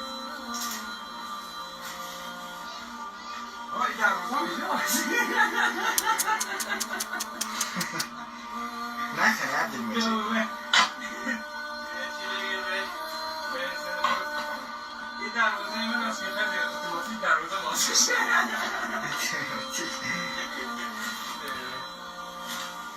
عبدالمجید باز اینجا داخل میشی؟ تو گندگان بالا کن. باران، برف، چکر، 4 سال در اینجا زندگی میکنه. تاجیک مرده. مردم در اروپا زندگی میکنن، با صدها یورو، با صدها دلار در دنیای پیشرفته زندگی میکنن، با هزارها دلار شاید لباس بخرن، چکر بزنن. جوان تاجیک 4 سال است که در زیر زمین زندگی میکنه، اما خنده شبیبی از دل و جان است.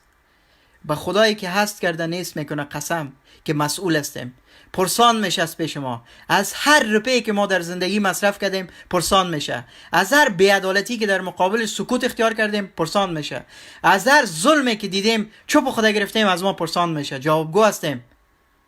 به خدا قسم که هر کسی که این برادر ما را آدرسشه جایش پیدا کنم، من سال دوم ماستری خدا توقف میتم، 1 سال صبر میکنم، تمام پول ماستری سال دوم خود برش روان میکنم، برش خدمت میکنم.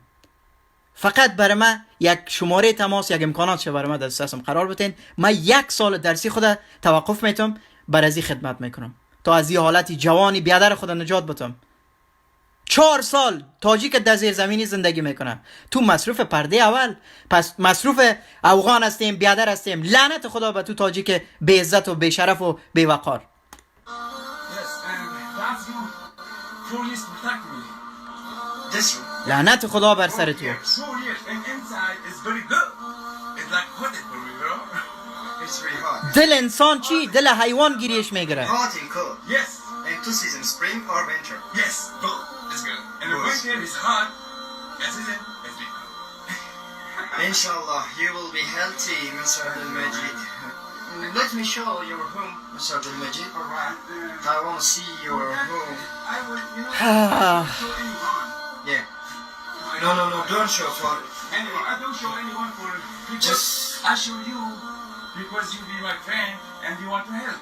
Thank you. Yes, I am happy, Mr. Abdul that Majid. shit. And I don't like that shit.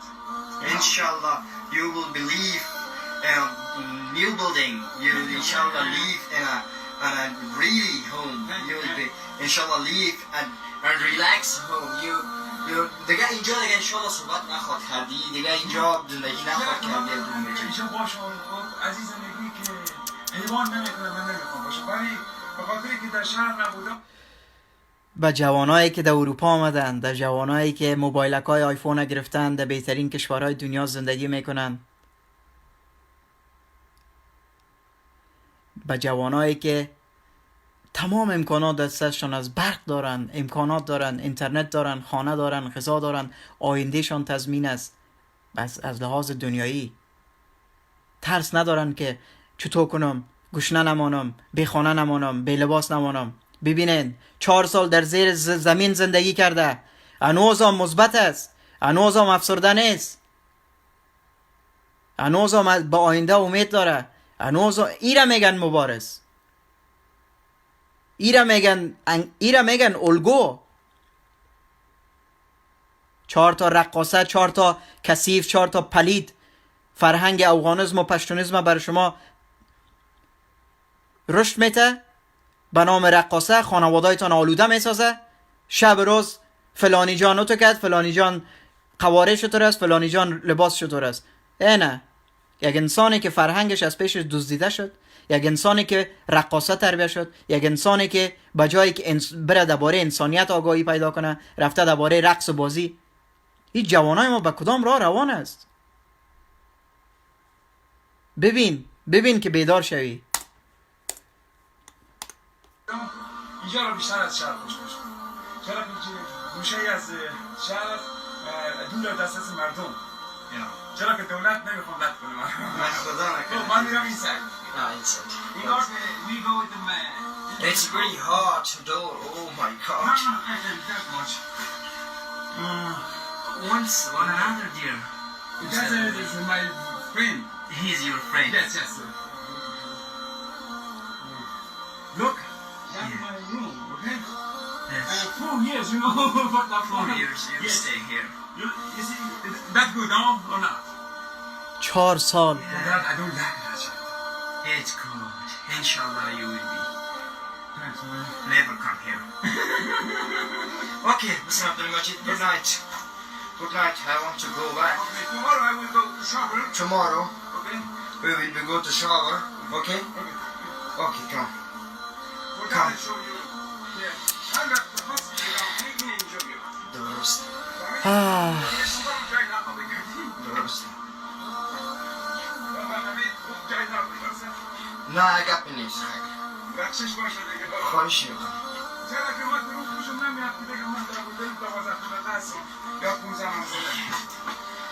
دوستای عزیز، ساعت 11 شب هست و ما رفتیم منزل عبدالمجید پیدا کردیم. عبدالمجید جوان با استعدادی که کار میکنه، زحمت میکشه و بالاخره از سوی کسانی معتاد شد. عبدالمجید، what's your last message? My last message, I'm serious, not joke. well appreciated from everyone. For the first for you to send a message for people, and last I appreciate for all the people who want to help me to get out of that shit place. I know that's not a good place, but safe place for me, bro. You know, and appreciate it, man. God bless you, and don't you take my barber and now clean, and I'm now fixed, and tomorrow I go shower and be more better and better and better and better. Inshallah. Appreciate it. What do you want for the government And I want for of government. Afghanistan? I want for government of Afghanistan, my country, to help me and the people like me to help. That people us want to help. We don't want to kick out. We want help. We don't want to be pushed down. If you take care of me, I will be more better. And I will be appreciated. Inshallah. Good night, Mr. Abdul. Thank you, man. God bless you, bro. God bless you.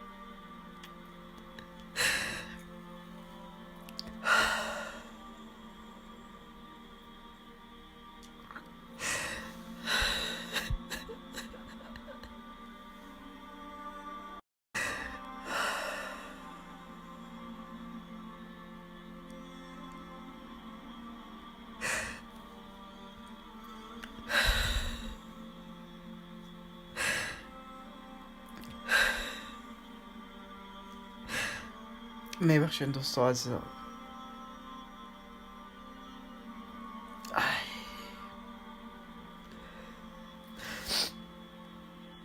ای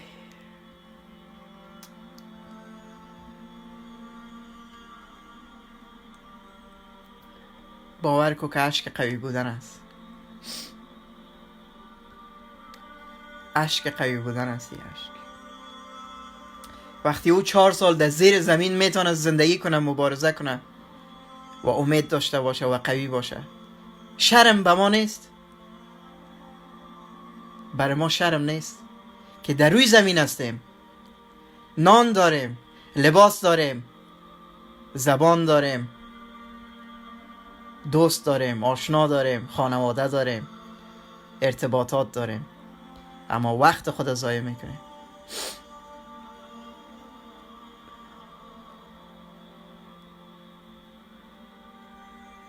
چی میکنیم ما؟ ای اگر هر انسانی می بود، از هر دیار و تبار و فرهنگ و رنگ و گوشه زمین خاکی می بود، من برش گریه میکردم، من برش دسترسی میکردم، من برش کمک میکردم. اما تاجیک ما امروز به عزت شده، تاجیک ما امروز ذلیل شده. دختر تاجیک امروز بزرگترین آرزویش میگه رفتن به مکتب است. میگه تا که من مکتب نخوانم ازدواج نمیکنم. شناسنامه برش نمیتن، اجازه زندگی برش نمیتن، اجازه درس برش نمیتن. چطور ما آرام هستیم؟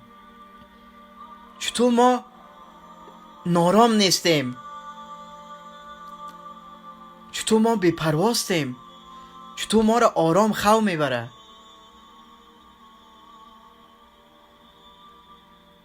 پیامبر خدا خب به ما درس از این میده که اگر مثل یک بدن است انسان ها، یک گوشه بدنت درد بگیره تمام بدنت در درد است. فردوسی بزرگ میگه بنی آدم اعضای یک دیگرن. ما را چی شده؟ چرا ما این رقم بی‌پروا شدیم؟ چرا یک جوان ما از بی‌پروایی ما باید 4 سال زیر زمین زندگی کنه؟ خدا را شکر که زنده هست، خودکشی نکرده.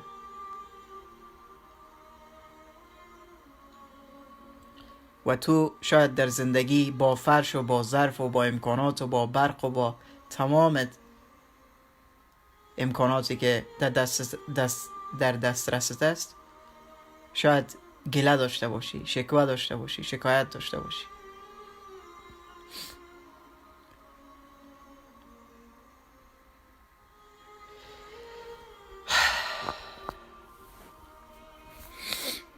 دردناک است.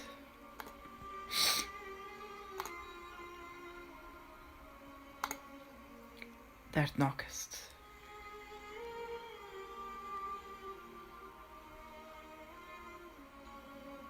تاجیک بیدار شو.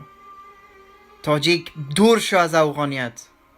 برگرد به تاریخت، برگرد به عزتت، برگرد به شرفت، برگرد به تاجت، برگرد به افتخاراتت، برگرد به ریشه و نسبت.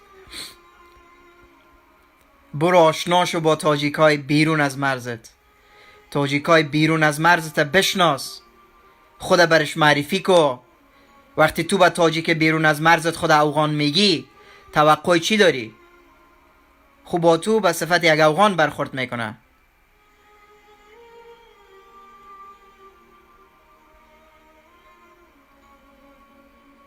تاجیک باش، برادر خواهر تاجیک تا دوست بدار، عزتش کو، دستش بگی، کمکش کو.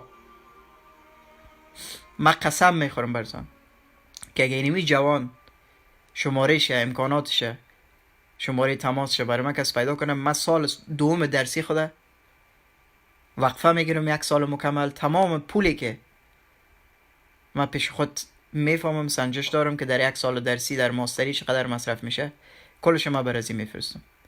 تو هم نه که پول بفرستم بدون برنامه، هم شامل دانشگاه، هم امکانات ورزشی، هم امکانات فرهنگی، هم در مسیر مبارزه تشویق و کمک و همکاری و یاریش میکنم. یک نفر بسیار کار میتونه. شما همیشه در مصروف خرد کلان ما در فکر تعداد زیاد است. افغان رویتان کار کرده، افغان شما را فقط تبلیغ کرده، تعداد زیاد، مردم زیاد، تعداد زیاد، چکچکی زیاد، غالمغالی زیاد. سیاهی لشکر نیاید به کار. تعداد زیاد تو کار نداری. تعداد زیاد باز این رقم ارزشایت هم مفروشه. تعداد زیاد باز حکومتی که از خودت است میره به دست افغان تسلیمش میکنه.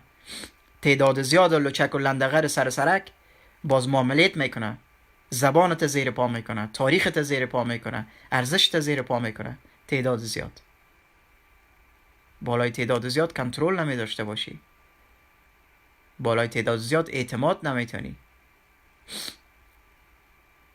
1 نفر در زیر درخت سیب نشسته بود، سیب از درخت پایین افتاد. 1 نفر، تمام استادیوم پر از نفر نبود که حالت ببینه، ایره تجربه کنه. 1 نفر زیر سایه درخت نشسته بود، از درخت سیبی که نزدیکش بود 1 سیب پایین مفته و این باعث میشه که فکر کنه، ای کنجکاوی کنه، تجسس کنه، کنجکاو شوه و قوه جاذبه زمین را رفت رویش کار کرد و کشف کرد. به انگلیسی کسایی که دسترسی دارن به فارسی نمیفهمن، قوه جاذبه زمین را، گراویتی را رفت کشف کرد. از چی؟ از یک افتادن سیب در کشور ما نسل ما کشته شده، ناموس ما در موترها پر شده به هزارا. در موترهای نه که اونا رو به سفر کسی روان کرده باشه، اونا رو به تداوی، به درس، به انسانیت. مثل که حیوانات در اوجا بار میکنن، در موترهای لاری، در موترهای سنگبری بار کردن ناموس ما رو روان کردن پاکستان.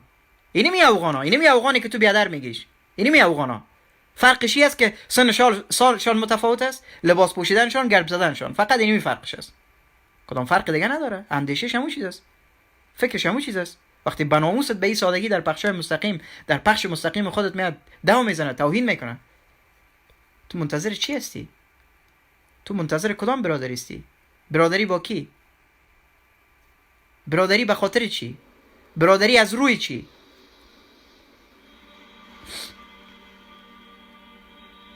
برادری روی کدام شرط و شرایط؟ روی کدام دستاوردش؟ روی کدام خوبیش کره لایق برادری ساخته؟ برادری با چی؟ برادری با کی؟ برادری به خاطر چی؟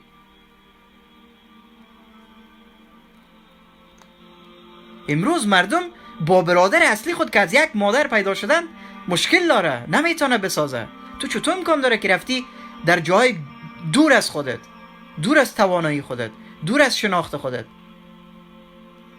با تمام تجربه تلخی که داری، با تمام درسای تاریک و پر از گریه و ناله که تاریخ بر تو داده، به بزرگایت داده، هنوز هم ما افغان هستیم، ما بیادر هستیم، یا ما تاجیک هستیم، ما بیادر هستیم. لعنت خدا به این اندیشید، لعنت خدا به این فکرت. شرم باد به تو، بشرم. هر کسی که هستی، پیر هستی، جوان هستی، زن هستی، دختر هستی، مرد هستی، هر چیزی که هستی، استاد هستی، بی استاد هستی، بی سواد هستی، با سواد هستی، اگر تو یک اندیشه پوچ داری، تو لازم نیست که با سواد باشی تا بفهمی که یک نفر تو را قتل کرده. چیزی که تو لازم داری وجدان بیدار و احساس.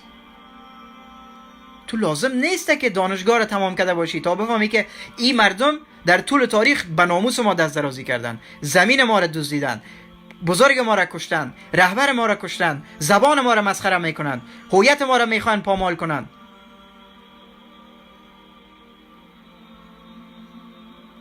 چی ربطی داره؟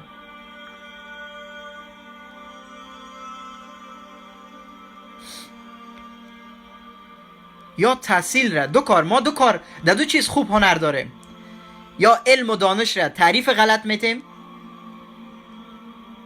یا از علم دانش استفاده غلط میکنیم. در این دو کار هنر داریم، دکترا داریم.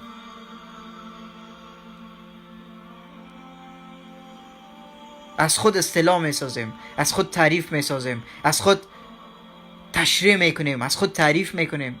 یک چیزی هست به نام علم، یک چیزی هست به نام دانش، یک چیزی هست به نام فرهنگ، یک چیزی هست به نام درست و غلط.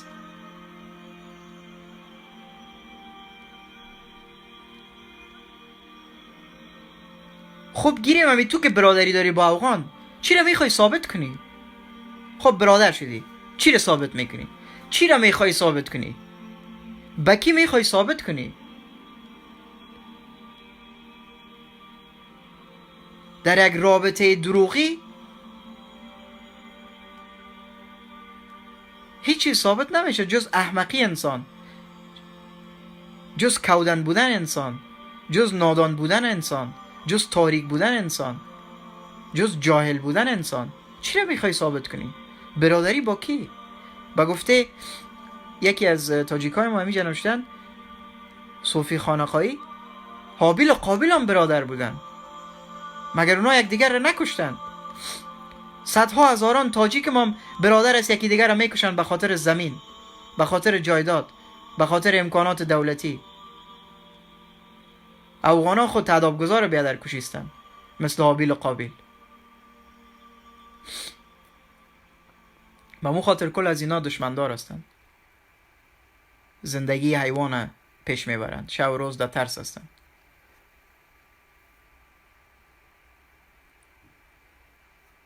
بس کنین از تعریف های دروغ، از معلومات غلط، از گپای چرندیات، از جعلیات افغانیسم، پشتونیسم.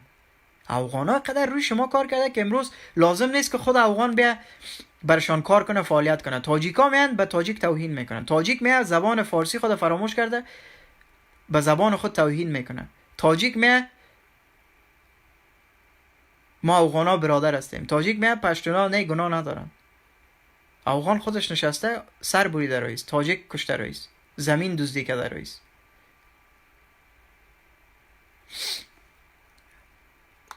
شرم است، بد است، زشت است.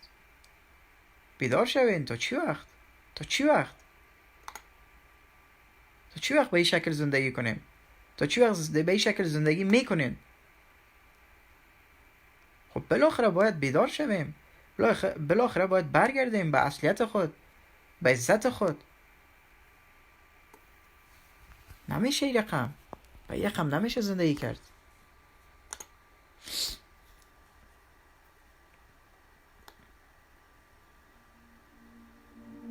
ببینین چیزایی که طبیعی است و در فطرت انسان است، غذا خوردن، تشناب رفتن، خوابیدن، بیدار شدن، این چیزایی هسته که ما بخوایم نخوایم باید انجام بدیم. این که مثلا بعضی اوقات امکانات نیست، غذا نداریم، به معنی از این نیست که ما احساس گرسنگی نمیکنیم. اما چیزی که ما را متفاوت میسازه، چیزی که ما را انسان میسازه، خوردن و خوابیدن و تشناب رفتن ما نیست. چون این کار حیوانات هم میکنن.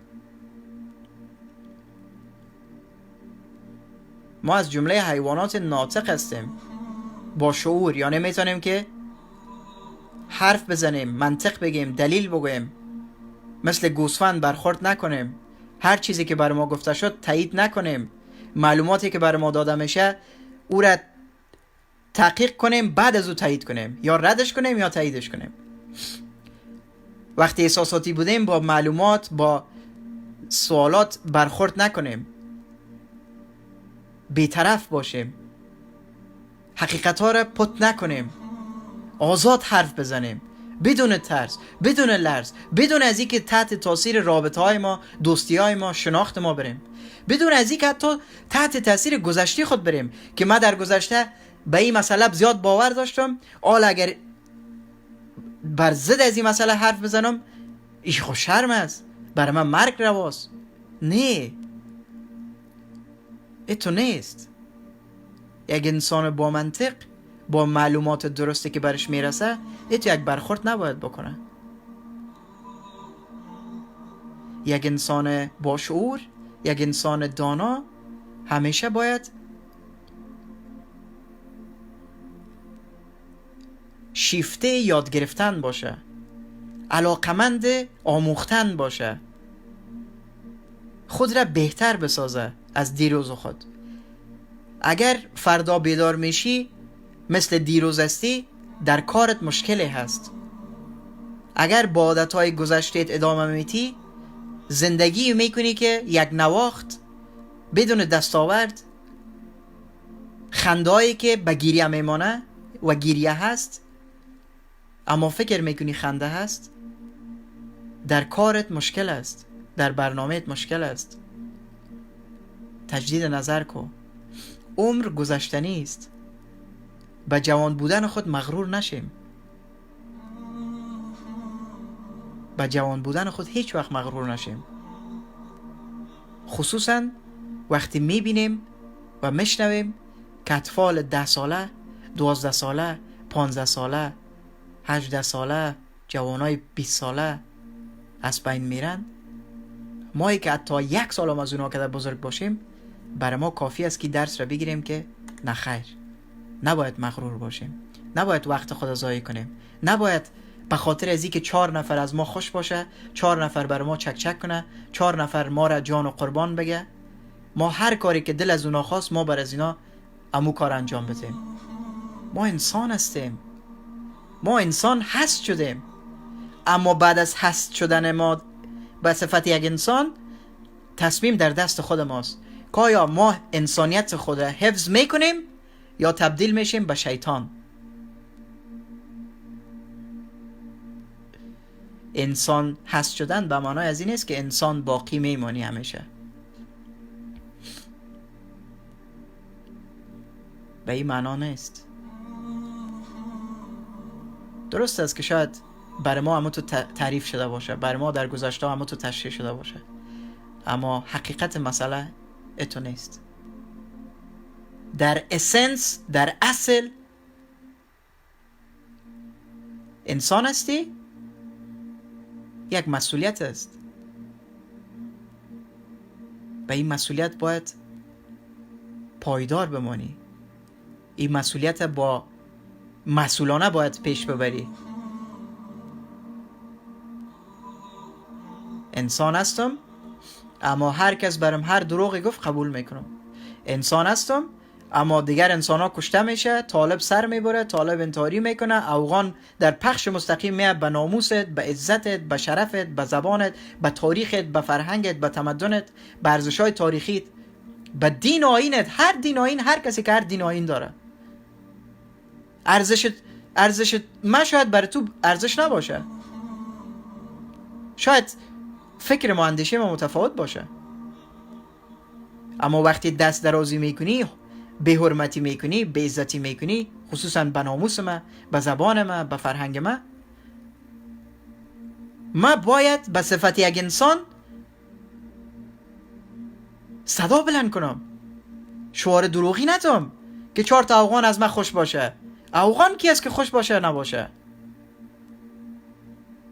اینقدر جوانی که کشته میشه، سرش بریده میشه، انتحار میشه، انفجار میشه، این مادرایی که بیوه میشه، اولادش یتیم میشه، این خواهرایی که برادر میشه، این اولادایی که به مادر پدر میشه در انتحاری، در کشتار افغانیسم، در حکومت افغانیسم، فاشیسم. بر از اینا کی پرسان کرد؟ همین افغانایی که میان میگه کل افغانا رو نگو، افغان خوب و بد داره، این خوبای از اینا کجاستن؟ این خوبای از اینا چطور شب و روز خواب هستن؟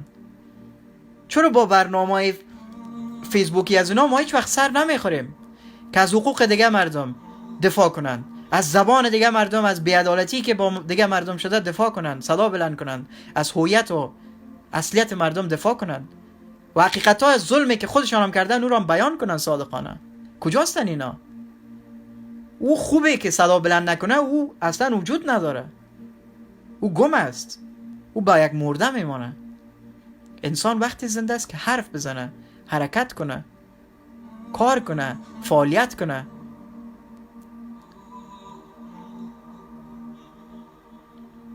زندگی در خاموشی نیست، زندگی در حرکت است، زندگی در کار کردن است، زندگی در فعالیت است، زندگی در تلاش است، زندگی در تغییرات است.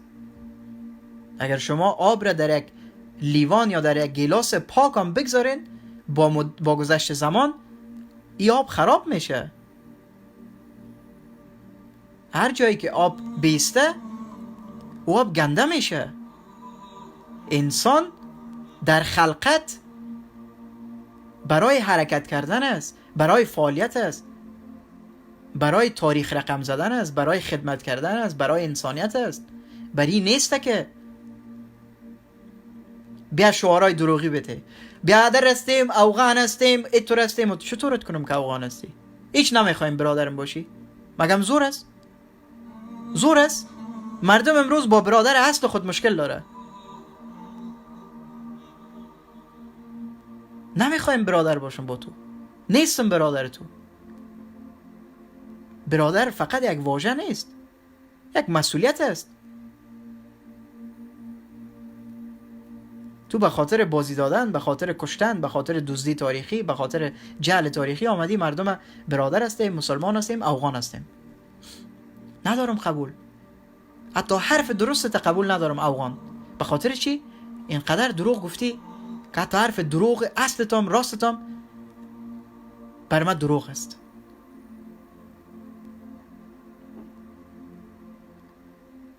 برو در عمل ثابت کو، باز فکر میکنیم دربارش که چی باید کرد با شما. اما امروز جایگاه من خیلی مشخص و واضح است. ای که تاجیکای من چی میکنه چی نمیکنه، ای که فارسی زبانای من چی میکنه به کدام را میرن دلشان. ای که تاجیکای من مثل گوسفند میخوان زندگی کنن، او تاجیک هستیم، بیادر هستیم، ای هستیم، او هستیم، برین بفرمایید زندگیتون همین رقم پیش ببرین. من نمیخوایم مثل گوسفند زندگی کنم. من میخوایم چیزی که هستم باشم. من یک تاجیک هستم. تاجیک بودن مرا از من گرفته نمیتونی. هر کسی که برای من بیا، هر کسی که برای من بیا و بخواه تاجیک بودن مرا از من بگیره، هیچ چیزش قبول ندارم. هیچ چیزشه، هیچ ارزشش قبول ندارم. چون ارزش دیگه باقی نمیمونه.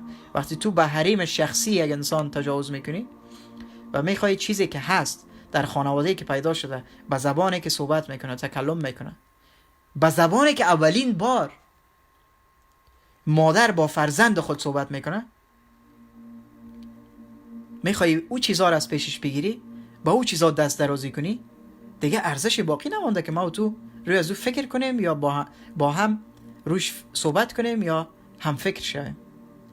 تو شروع دست دادن، شروع برادریت، شروع رفاقتت، شروع دوستیت دزدی است، کشتن است، توهین است، جهل است. من ندارم با تو برادری. تو اصلا برادر من نیستی، نبودی. تو ناموس مرا فروختی، تو زمین مرا آتش زدی. چی وقت تو بخشش میخوایی به ای ظلمی که کردی در حق ملت تاجیک؟ من تاجیک به خاطر از این میگم که من میخوایم، چون یک تاجیک هستم، میخوایم برای تاجیکای خود صدا بلند کنیم. این هدف من این است که ظلم و جفایی که در حق دیگه اقوام اینا کردن، اونا رو من میخوایم نادیده بگیرم. من خواهشم همیشه همین بوده که تمام اقوام باید بخیزن، خودشان فعالیت کنن، برنامه بگیرن، در مقابل ظلم افغانیسم، بی‌عدالتی افغانیسم صدا بلند کنن. آزاد. ناموس تاجیک وقتی شما فروختین به پاکستان فرستادین، تو کردی دیگه. پشتون بودی، افغان بودی، طالب بودی، امروز هم هستی. فرق تی است که دو نصف شدی، یکی به نام طالب، یکی تام به نام حکومت.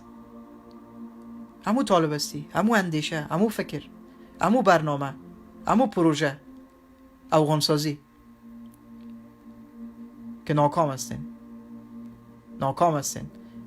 تا وقتی که یک تاجیک زنده باشه، به هویت تاجیک، به تاریخ تاجیک، به فرهنگ تاجیک نمیتونی دست درازی کنی که او دیگه نیست و نابود شود. نمیتونی. اگر میتونستی 300 سال بسیار وقت است. 300 سال بسیار وقت است. 300 سال.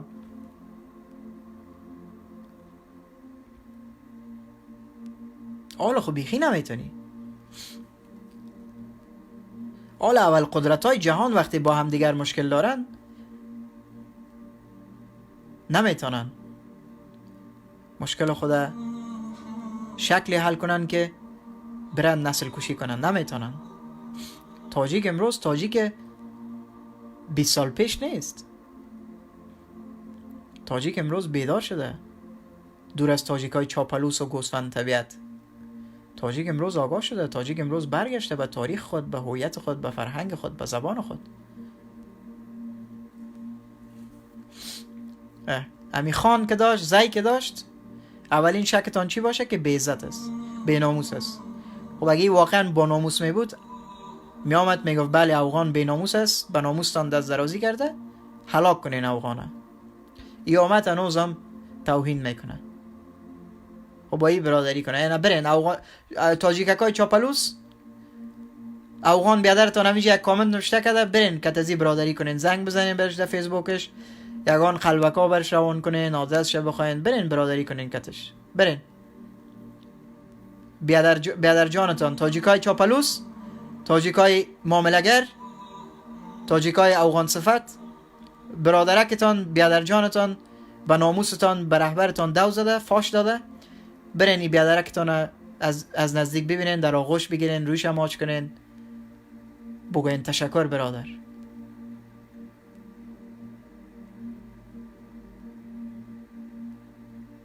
این یک افغان دیگه آمد. برین این افغان هم پیدا کنین، برین به این افغانتان هم پیام بتین، دست رویش ماچ کنین،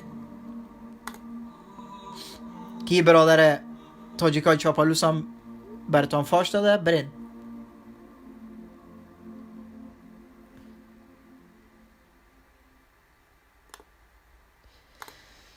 هی افسوس افسوس صد افسوس.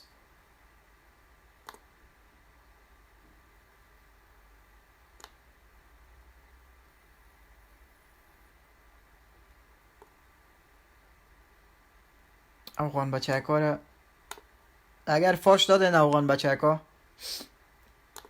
بلاکتان میکنم. اگر میخواین باشین گوش کنین، اگر نه بلاکتان میکنم. تصمیم دست خودتان. این پخش مستقیم از تاجیکاست، برای افغانا نیست، برای پختونا نیست. باشین این آهنگه که برادر ما روان کرده امیره با هم گوش کنیم که خدای نخواسته باز فراموش ما نشه.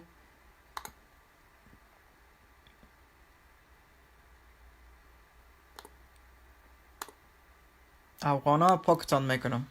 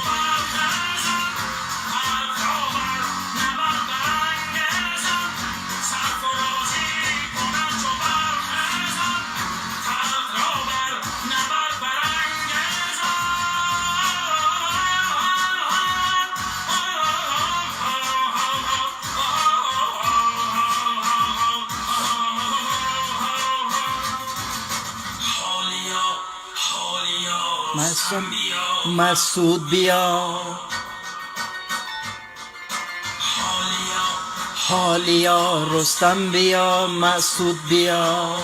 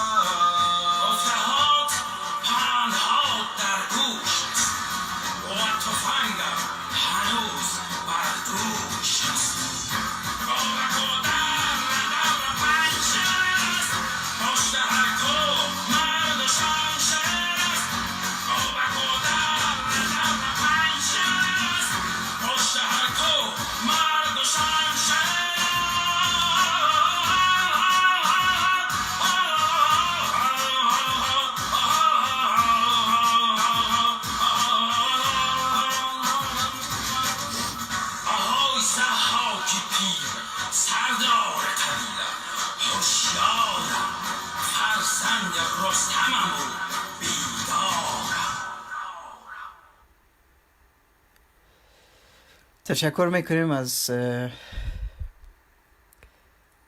اینکه یکی از برادرای بزرگ ما، تاجیک ما، هم تبار ما، هم فکر و هم اندیشه و هم کلام ما، یا هنگ برمه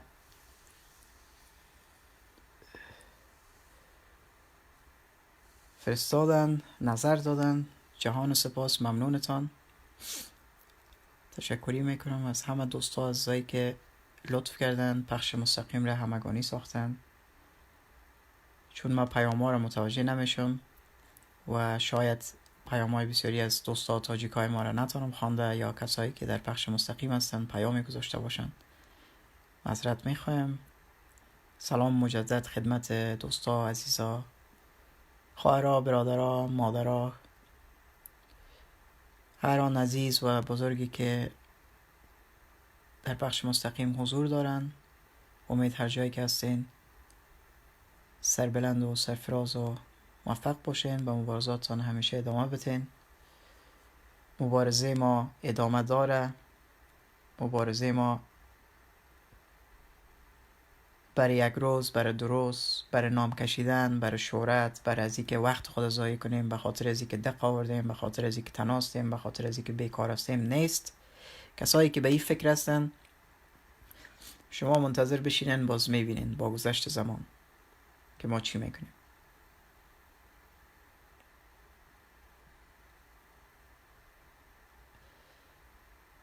تاجیکایی که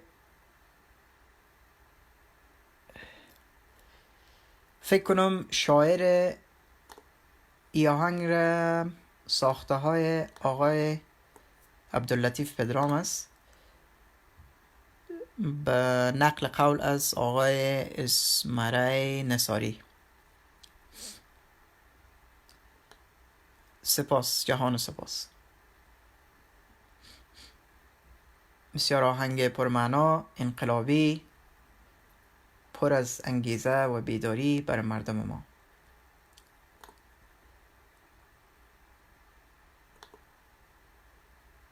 یک آهنگ انقلابی دیگه است که او را با هم گوش میکنیم. ما نقل قول کردیم اگر شعرش از کسی دیگه باشه او را ما 100% تایید نکردیم، اما به گفته یکی از تاجیکای ما که گفتن از آقای پدرام است، پس من نقل قول میکنم.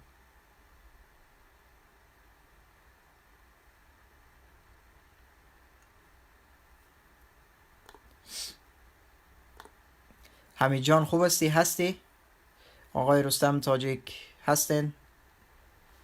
آقای قیام خراسانی هستین؟ سلام به همگیتان. صوفی خانقایی سلام به شما، سلامت باشین، خواهش میکنم. اکای عزت الله هستین؟ سلامت باشین.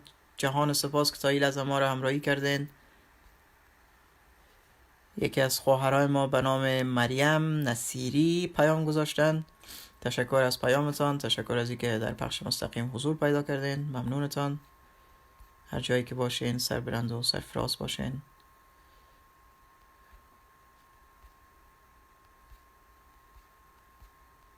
حمید جان، آقای نظرالله تاجیک پور دقیقا نوشته کردن، سلام دادن. سلام به شما، رحمت خدا بر شما. هر جایی که باشین سربلند و سرفراز باشین. خراسان فارسیوان درود به شما، جهان سپاس. بگذارین که اینجا یک آهنگ این هسته که شما رو نمیفهمم اما رو بسیار خوشم میاد. آهنگ باید یک بار گوش کنیم، بارها گوش کنیم، اما یک بار در این برنامه باید گوش کنیم. جمله برنامه های ما همی هسته که باید این آهنگ یک بار در برنامه های ما همیشه نشر شود. آماده هستین دوستا؟ بخش مستقیم همگانی بسازین. یک لطف کنین، یک پیام زیرنویس کنین که چند دقیقه یا چند ساعت و چند دقیقه شده تا متوجه باشم.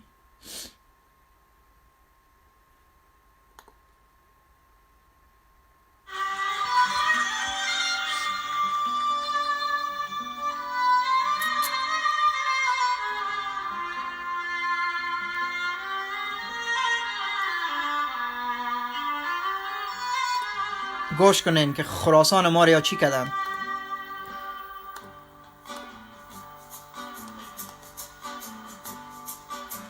چون زده و تیشه درخت هویت مرا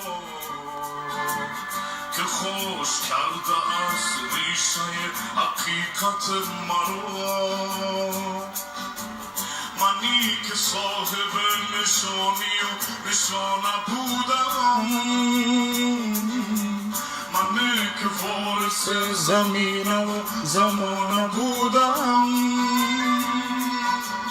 کنون به نام من که خشم و خون و دود جاری است، بخوان مرا به اسم کوچکم که انتحاری است.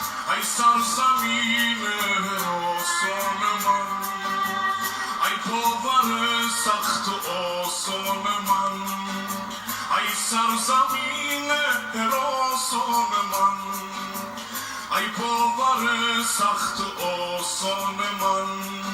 نام تو را کس به خاطر نداشت، نام تو را کس به خاطر نداشت. یادت بخیر ای خراسان من، یادت بخیر ای خراسان من.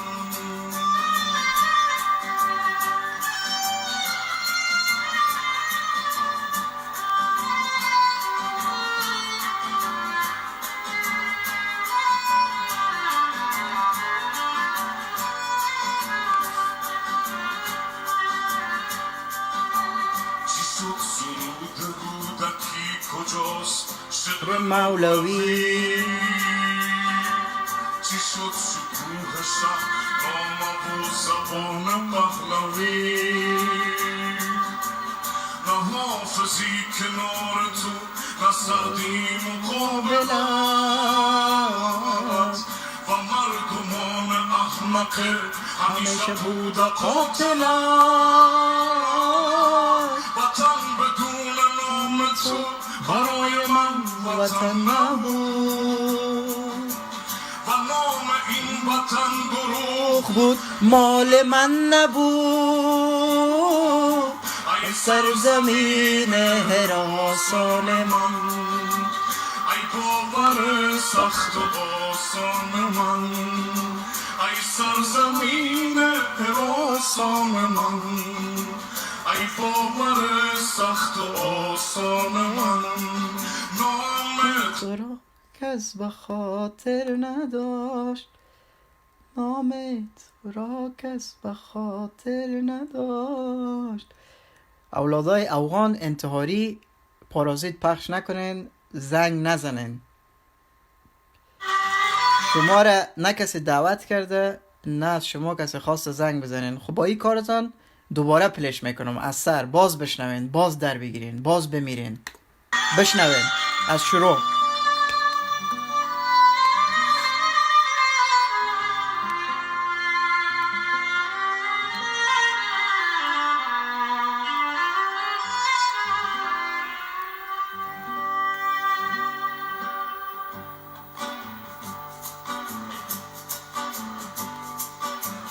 چون زده و تیشه درخت هویت مرا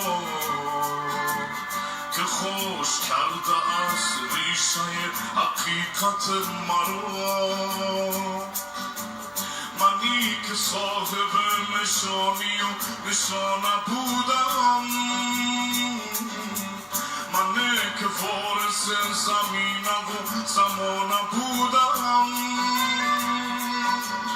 کنون به نام من که خشم و خون و دود جاری است، بخوان مرا به اسم کوچکم که انتحاری است. ای سرزمین هراسان من، ای باور سخت و آسان من، ای سرزمین هراسان من، ای باور سخت و آسان من.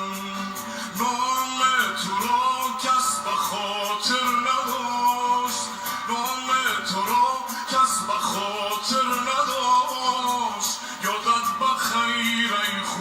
خراسان من یادت بخیر ای خراسان من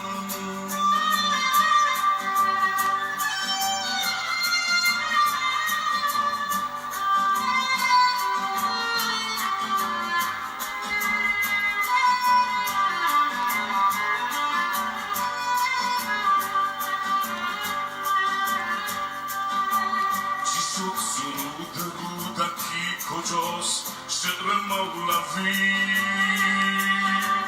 چی شد شکوه شهر نام و زبان پهلوی نه حافظی کنار تو نه سعدی مقابلت و مردمان احمق همیشه بود قاتلت وطن بدون نام تو برای من وطن نبود و نام این وطن دروغ بود مال من نبود ای سرزمین خراسان من. همگی بنویسین سرزمین خراسان من. سخت و آسان من ای سرزمین خراسان من ای باور سخت و آسان من نام تو را کس به خاطر نداشت نام تو را کس به خاطر نداشت یادت بخیر ای خراسان من یادت بخیر ای خراسان من یادت بخیر ای خراسان من. یاد خراسان زنده هست، خراسان زنده شده. همیجا باشین که یک افغان بچه یک پیام اخطارآمیز نوشته کرده بود، باشین که جواب از امور بودم دوستا. یک لحظه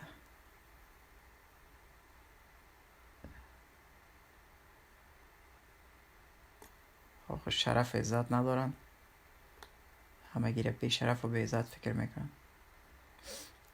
افغان بچه اگر در پشت مستقیم هستی گوش کو. افغان بچه، افغان، انتحاری، انفجاری، پشتون، پختون، بلجی هزارگی هم برات میگم. اوغو بچه، اوغو اوغو میشنوی هستی؟ این اختارکایت در جیبت بان که کم خرج نشی. آدرس خود در پخش مستقیم خود در صفحه خود نشر کردیم. اگر از مادری که میگی مادرت هست، اگر از او پیدا شدی، آدرسم هست، بیاین، منتظرتان هستم، سخت در انتظارتان هستم. شعله سیاه مانده که شعله سفید، شعله سفید که مانده که دلده را مانده که بته. اما هر کسی را که نام ممیتی، صفحه ممیتی، برنامه برش میگی، بگو، بسیار کار خوب میکنی.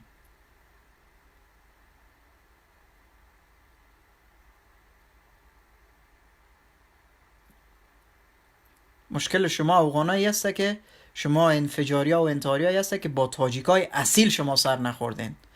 یا با تاجیک چاپلو سر خوردین، یا با تاجیک بی برنامه سر خوردین، یا با تاجیک چاپلو سر خوردین، یا با تاجیک درگه سر خوردین. با تاجیک اصل با عزت با شرف شما سر نخوردین. با تاجیک سر خوردین که شو تاجیک است، صبح افغان است. با تاجیک سر خوردین که برو خیر است. با تاجیک شما سر خوردین که بمچی است. با تاجیک اصلی شما سر نخوردین تا بالا. و برتان آدرس خود نوشته کردیم. اگر از مادر پیدا شدین، اگر شیر مادرتان خوردین، منتظرتان هستم. هر کدامتان که مین در دولت کار میکنین، بی دولت هستین، در موج زندگی میکنین، نمیکنین، ورزشکار هستین، 10 نفر مین، 20 نفر مین، منتظرتان هستیم. با پذیراییت میایم، هر کدامت که مین. دیگه آدرس نخواین، برتان نوشته کردیم. زیاد در کامنت ها آدرس خواسته بودین، چون من متوجه نمیشدم، کامنت ها رو نمیخواندم. شما باز نوشته کرده بودین که حالا ترسید. تاجیک اصیل ترس نداره. اگه نه او تاج در سرش زیب نمیته، تاجی که در سرش مانده شده. تاجیک اصیل سرش پایین نمی باشه، چون او تاج از سرش مفته. و او خاطر تاجیکای اصیل هیچ وقت به کسی سر خم نمی کنن، مثل مسعود بزرگ. مثل دیگه تاجیک های پر افتخار. چرا سرخم نمیکنن؟ به خاطر از اینکه تاجشان از سرشان مفته، معامله‌گر نیستن، وطن نمیفروشن، به هیچ کس سر پایین نمیکنن. تاجیک اصیل از هیچ کس ترس هم نداره. آدرسم در فیسبوکم است، نام مامزدگی است. دستم خلاص، هر کاری که از دستت میاد. من از شما حتی یک خواهش دیگه دارم، کارتان ساده میسازم. وقتی که میخواین به دیدن ما بیاین، یک کار کنین، یک خدمت کنین، چون تصمیم دارین که مرلت کنین، هر کاری که میکنین امور پخش مستقیم بگیرین، مسیر راه را کلشه، آمدنتان مرا که میخواین بزنین کلش پخش مستقیم بگیرین که مردم هم ببینن که چقدر غیرت دارین. وقتی یک گپ میزنین واقعا سرش استاد هستین، رفتین یک تاجیک پیدا کردین به نام اسلام صدیقی که بفهمیم، پخش مستقیم بیاین. اگه آدرس باز پیدا نکردین در فیسبوک هم پیام بگذارین، ما میایم به پذیراییتان هر جای بودین. تشویش نکنین، روسیه کلان است، در گوشش بخواین ما میایم به خدمتتون. خب از افغانا خلاص شدیم، از قوم انتحار انفجار خلاص شدیم، حالا ادامه بدیم به برنامه خود ما. تشکری میکنم از تمام دوستایی که لطف کردن، حضور پیدا کردن در پخش مستقیم خودشان. جهان سپاس از اینکه شما حضور دارین، پیام میگذارین، لطف میکنین، ممنونتان. اما یک چیز باید یادآور شم، چون خوب است که دوستا همگی بفهمن. دلیل پخش مستقیم ما به خاطر لایک زیاد، کامنت زیاد، علاقمند زیاد، تماشاگر زیاد، شنونده زیاد نیست. چون اگر دلیل مبارزه ما این مسائل باشه، اگر امروز علاقمند داشته باشم فردا علاقمندایم کم شوه، از مبارزه خود دست میکشم. انگیزه ما، اساس ما، بنیاد ما، تعداد مبارزه ما به خاطر درست بودن و صحیح بودن مسئله است و ما به هیچ قیمته، هیچ ارزش بالاتر است ارزش فرهنگی و تاریخی من نیست که باعث شوه مرا بخره. پول، کار دولتی. بعضی ها شاید فکر کنن ما در اینجا آمدیم درس میخوانم به خاطر کار، باز برم برای فاشیستا کار کنم. نه خیر. با فاشیست چی که حتی با تاجیکی که چاپلوز باشه، هم دست فاشیستا باشه، من قلم نمیبردارم. کار کردن بگذار. من قدر زحمت میکشم، درس میخوانم، در مسافرت هستم، از خانواده خود دور هستم، در تنهایی به سر میبرم، به خاطر از این نیست که من برم خوش خدمتی کنم برای تاجیک های چاپلوس، درگه یا افغانا. هر فرد، هر انسان میتونه که خودش رئیس باشه در زندگی خودش، اما باید برنامه درست داشته باشه، اما باید اندیشه بزرگ داشته باشه، درست بیاندیشه، درست فکر کنه، درست برنامه ریزی کنه و بسیار چیزهای بلند و خوب و بزرگ دسترسی پیدا میکنی که هیچ لازم نیست که به هیچ انسانی کار کنی. انسان بی غیرت و معامله‌گر و فاشیست کنار بگذار، به هیچ انسانی. خودت باید رئیس زندگیت باشی. ما به خاطر درستی مسئله، ظلمی که بالای ما شده، آیا شرم نیست؟ آیا شرم نیست او مادری که، او خواهری که، او زنی که به عزتش دست درازی شد توسط افغانا طالبا، تا امروزه روز کسی نمیفهمه که مردهش چی شد، زندهش چی شد. او پدری که لونگیش از سرش کشیده شد، کلاهش از سرش زیر پا انداخته شد، فرزندش پیشوریش حلال شد و خودش به عزت ساختن و کشتن طالبا. شرم نیست که من از این مسائل با خبر باشم و بگویم به من چی؟ پدر من خو نبود، مادر من خو نبود، خواهر من خو نبود. ما خو انسان هستیم، هم انسان خواهر برادر هستیم. اگر امروز با خواهر دیگرها بی‌عزتی شوم، من خاموشی اختیار کنم، فردا به خواهر من بی‌عزتی میشه. اگر امروز پدر دیگه کس بی‌عزت شوه، من ببینم و بگویم به من چی، فردا پدر من بی‌عزت میشه. نه خیر.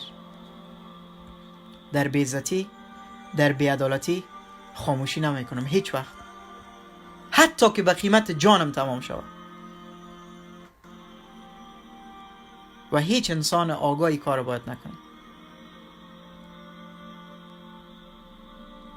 هیچ وقت.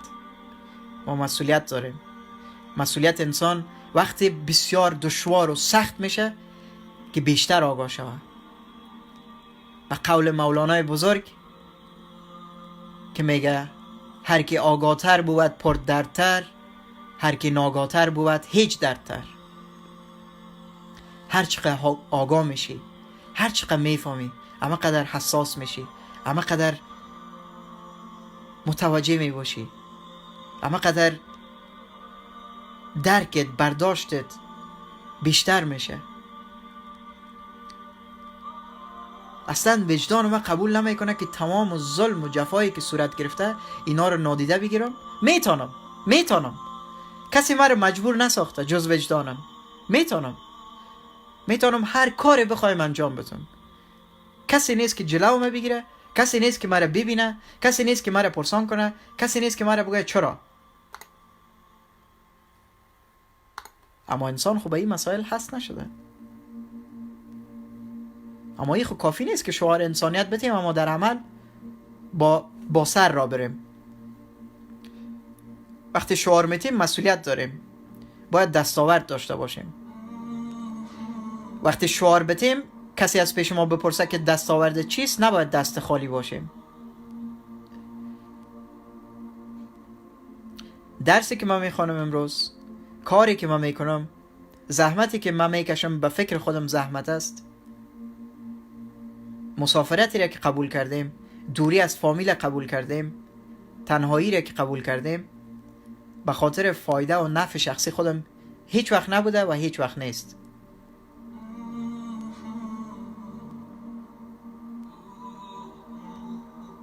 برداشت دلیل درس خواندن من، مبارزه من، مسافرت من، هجرت من به خاطر خدمت بوده که بزرگتر از خدمت برای خود شخص یا به خود فرد است. من میخوایم یک ملت را بیدار بسازم. من میخوایم یک ملت بفهمه که چقدر ارزش داره، چقدر واقعا قدرت داره، چقدر واقعا عزت داره، چقدر واقعا قوی است. اما در طول قدر وقت فکر کرده بوده که ضعیف بوده. این فکرش بوده که را کنترل کرده، حقیقت نبوده.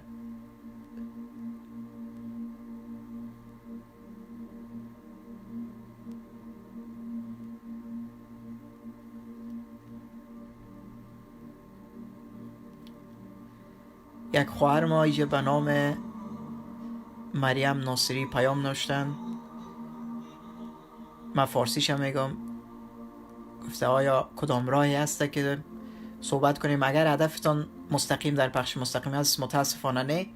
ما یک کمی پول پس انداز کردیم، کمی دیگه هم لازم است. کوره بخیر با گذشت چند روز مکمل میشه و تصمیم دارم که یک موبایل دیگه خریداری کنم تا باشه که یک اکانت واتساپ بسازم و دوستا عزیزا را، مبارزین در واتساپ در پخش‌های مستقیم ساده از اونا رو با خود داشته باشیم.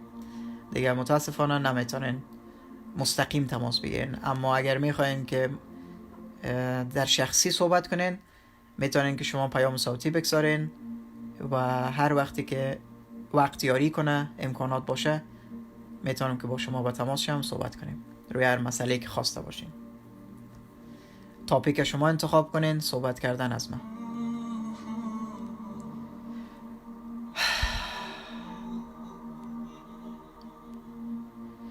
آقای محمد تاجیک، برادر تاجیک، بزرگ تاجیک، کلان تاجیک ما، ای کاش که میشد که برادرها رو بالا بیارم تا هنجریم و صدای میتونست یک چند دقیقه خستگی بگیره. نمیشه. این گزینه زنگ زدن در فیسبوک قطع کردن و او سافتویرهای اپلیکیشن هایی که آمده به او من زیاد علاقمند نیستم. از او طریق بسیار به سادگی میتونن که هک کنن. سیستم هکینگ در او ساده است و من از برنامه استفاده میکنم که افغانا نتونن هک کنن، در فیسبوک هم دسترسی پیدا کنن و در ضمن مشکلات خود داره و اپلیکیشن هم که باید ماهوار پول پرداخته شود. فقط 20 ساعت اول مجانی است، بعد از او باید پول بپردازین. اما انشالله با گذر در آینده بسیار نزدیک اکانت واتساپ فعال میکنم در موبایل تا دوستا بتونن تماس بگیرن و صدای از اونا رو هم در واتساپ داشته باشیم انشالله. میفهم شاید برای دوستا از خسته کن باشه یک نواخت صدای مرا بشنون و از این بابت معذرت میخوایم. این برنامه ما ای طوری نیسته، به این طور نمیخوایم که برنامه پیش. بعضی وقتا دیگه میشه متاسفانه نظر به مشکلاتی که هست و کمی و کاستی که هست در زندگی.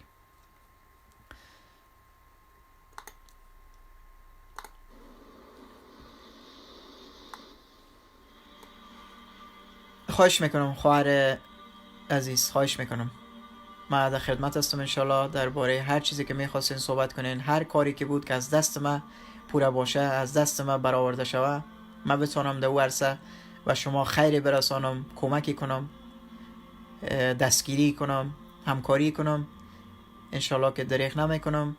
و تشکر از اینکه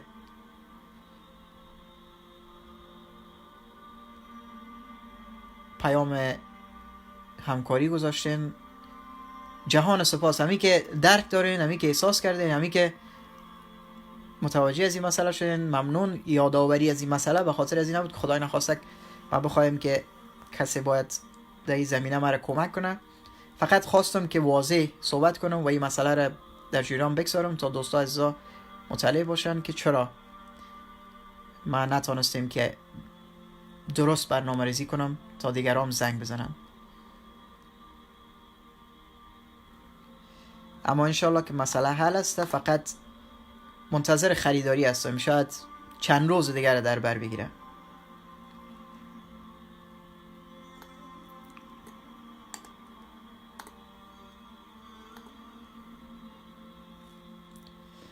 ممنون همگیتان. دوستا عزیزای دیگه هم هستن که در پیام، شاید در پخش مستقیم نوشتاری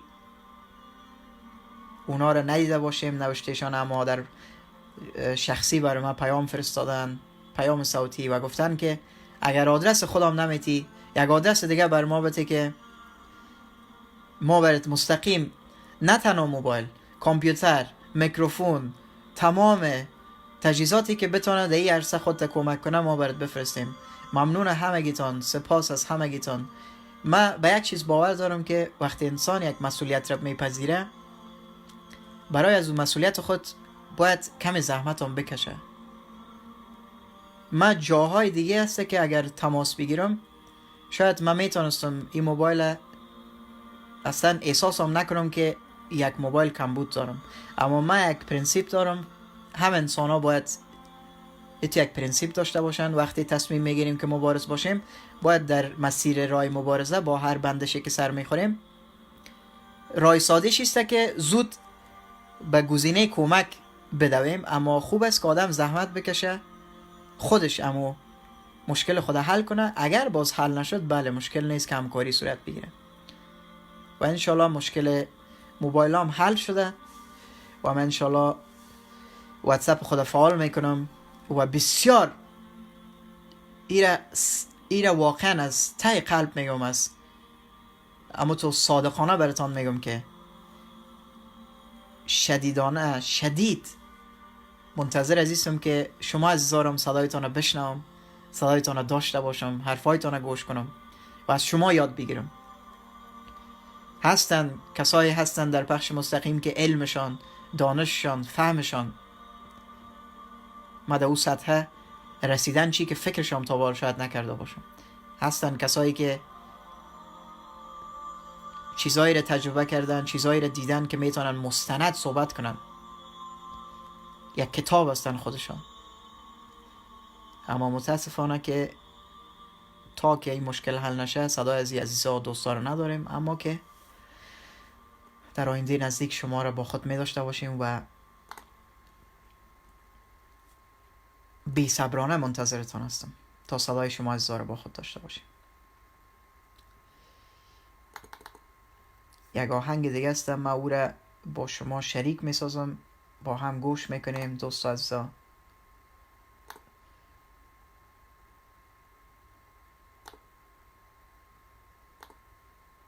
امید که خسته نشده باشین.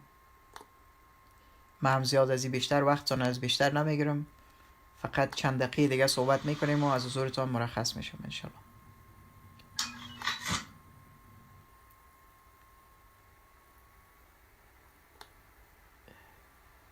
یک آهنگ تقدیم میکنیم برای تاجیکای پر افتخار سرزمین تاجیکستان، با تاجیکای کل دنیا، البته با فارسی زبانای کل دنیا،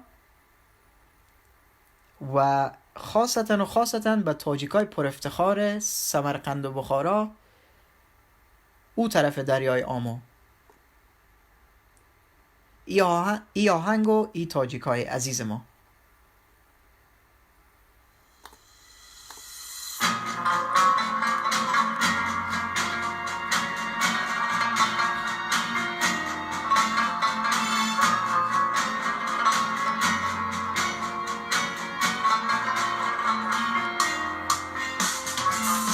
تاجیکستان تاجیکستان تاجیکستان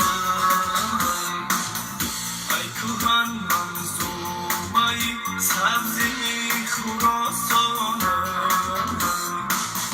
ای کوهن منظومه سبزی خراسان یادی یاری مهربانم جاویدان بادا روی جای مولیانم جاودان بادا سرودم نغمه های چنگ و عودم جاویدان بادا سرودم نغمه های چنگ و عودم چشم سارانت خروشان باد کوسارانت زرفشان باد کوسارانت زرفشان باد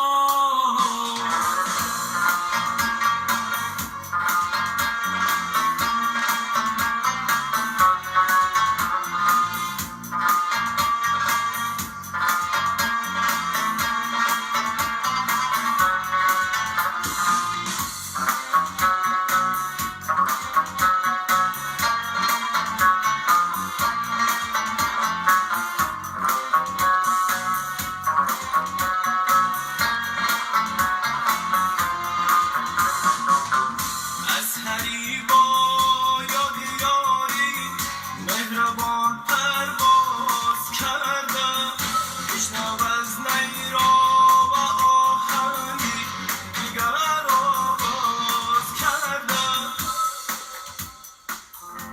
بشنو از نی چون حکایت میکنم از جدایی ها شکایت میکنم مستی آموزرشان کرده بر زادی سخن را با فکنده دل کمال آورده آداب سخن را با خوجندیدی کمال آورده آدابی سخن را تاجیکستان تاجیکستان تاجیکستانم خیتای سبزی خراسانم تاجیکستان تاجیکستان تاجیکستانم تاجیکستان تاجیکستان تاجیکستانم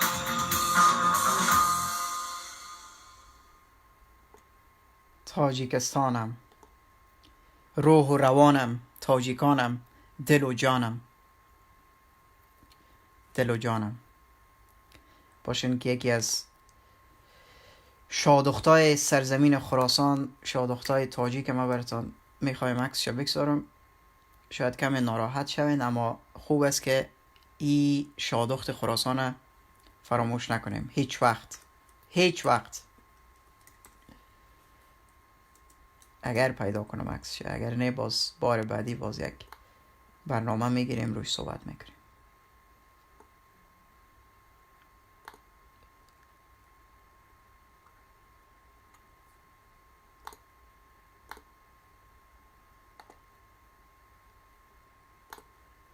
مبارزه ما ادامه داره. مبارزه ما خلاصه و پخش مستقیم نمیشه، روی برنامه پیش میره.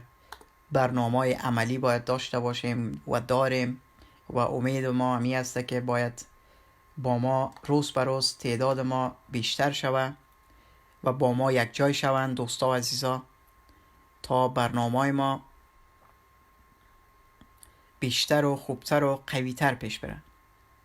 ما باید یک منبع درآمدی پیدا کنیم و روش کار کنیم، برنامه ریزی کنیم. شما اگر تاجیکای تمام دنیا را کنار بگذار، فقط تاجیکای اروپا را اگر ما شما حساب کنیم، اگر 5000 تاجیک بتانیم ما جلب و جذب کنیم و این 5000 تاجیک مای زیاد نه، مای $100 نه، فقط 50 یورو یا 50 دلار بتانن جمع آوری کنن، شما 5000 نفر ضرب 50 دلار بزنین، ببینین که چقدر پول میشه. ما میتونیم که مکتب بسازیم، ما میتونیم که بسیار کارهای سیاسی کنیم، ما میتونیم بسیار آگاهی رسانی کنیم، ما میتونیم بسیار فعالیت کنیم، ما میتونیم برنامه بگیریم در کشورهای مختلف مختلف و کشورهای که یا ما خود ما بتونیم سفر کنیم یا گروه های خود تنظیم کنیم که اونا بتونن در هر جایی که هستن برنامه ریزی کنن، تاجیکا را دستگیری کنن. تاجیکا شاید در کشورهای باشن که تناسورت باشن، شاید تاجیکایی هست که در میال در اروپا شاید باشن، زبان بلد نیستن، نابلد هستن، به کمک ضرورت دارن، تناسورت هستن، همکار ندارن، هم زبان ندارن و در اون حالت ها چی میکنه؟ بله شما فارسی زبان هستین، مشکل نیسته، اما برنامه من برای تاجیکاسی هدف من نیست که دیگه مردم نمیتونه بیا گوش کنه، فعالیت کنه، کمک کنه، صدای عدالت بلند کنه. ما مجبور هستیم که تاجیکای خود بیدار کنیم. پس ما باید روی یک استراتژی، یک برنامه ریزی کنیم که ما بتونیم یک منبع درآمدی بسازیم. اگر کسی دوست عزیز صدای ما میشنوه در هر کشوری که هستی، اگر در تجارت دسترسی داری، کمک شخصی ما از کسی کار نداریم و هیچ کسی ما نمیخوایم، کمک شخصی هیچ کسی رو نمیگیرم و نمیخوایم هم و ضرورت هم ندارم. ما میگم کاری کنیم که ما بتونیم دست بگیریم، چون وقتی تاجیک ما ضعیف شد، وقتی تاجیک ضعیف شد، افغان خودم میرسانه در پولیش که من کمک میکنم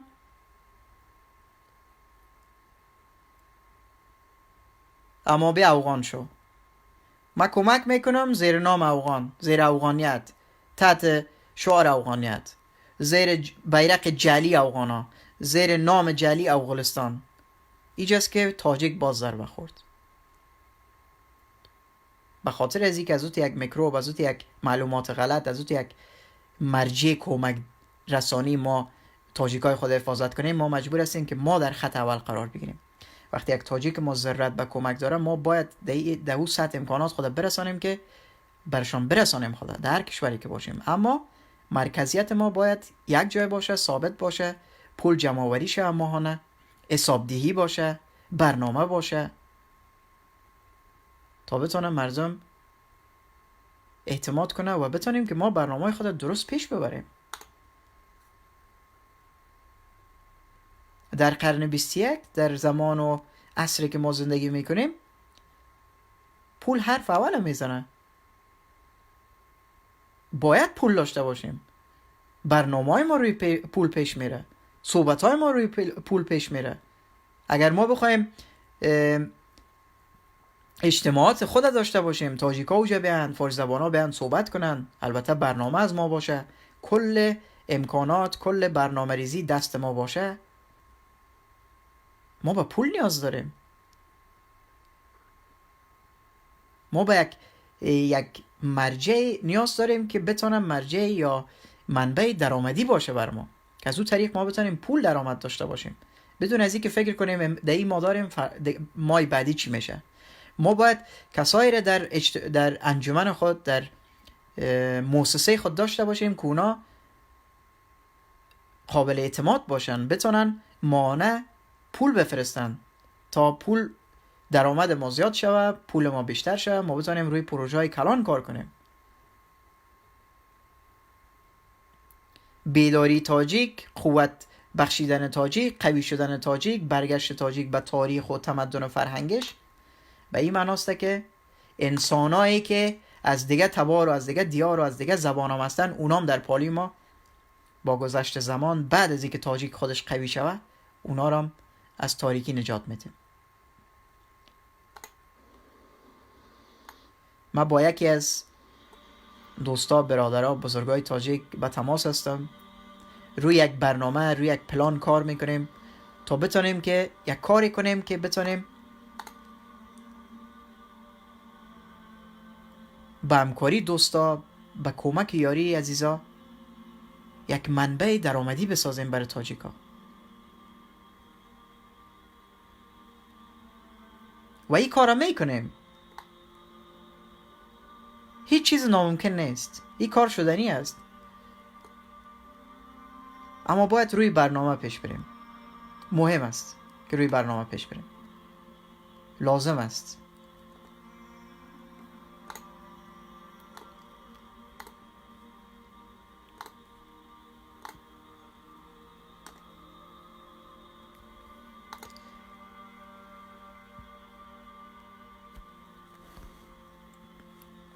افغان باز آمد.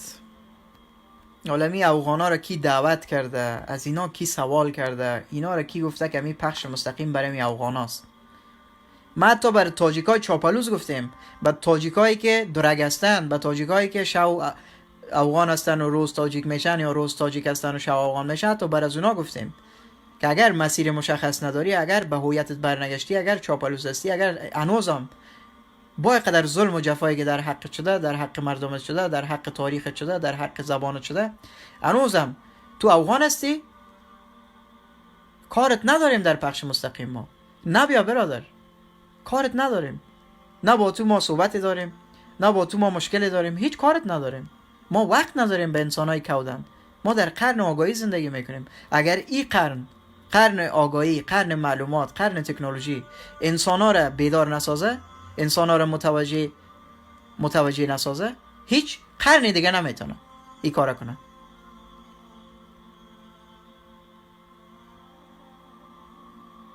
اگر خراسانی هستین، اگر تاجیک هستین، اگر واقعا به تاریخ و ریشه و نسبتان فخر میکنین، افتخار میکنین و عزتتان هم هست، فیسبوک هایتان پاکاری کنین از بیرقای افغانی، از نامای افغانی، از نامای افغانستانی، از کارای افغانی. پاک سوچه مسیرتان ثابت بسازین به کسایی که در فیسبوکتان میه، کسایی که شما را میبینه، کسایی که برنامه‌تان را میبینه، کسایی که سخنایتان را میشنوه، که بفهمه بله این یک خراسانی است، امی یک فارسی زبان است، امی یک تاجیک است.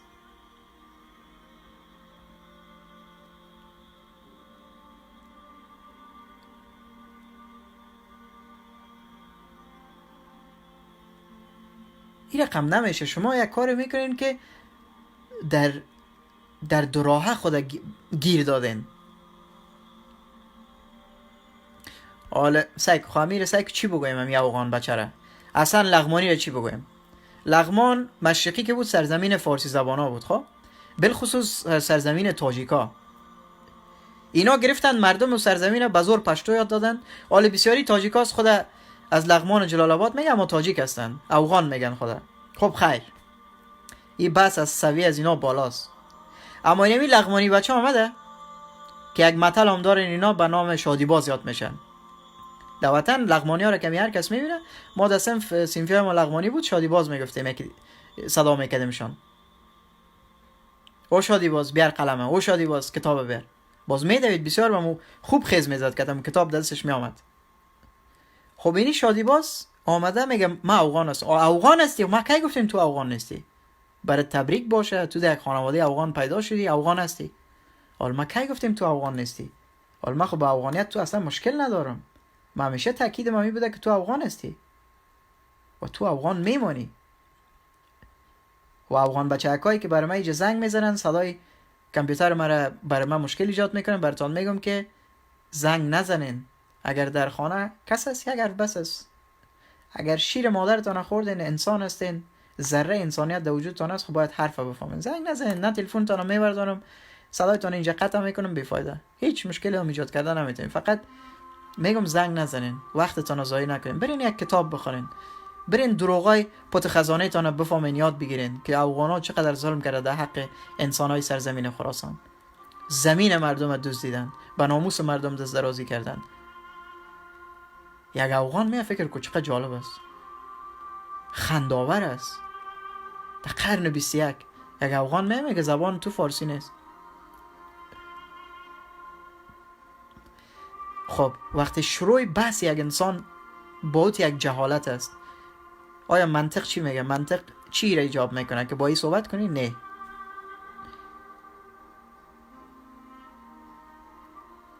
اینا کلشون به یک روانشناس ضرورت دارن، اینا کلشون به یک درمان ضرورت دارن.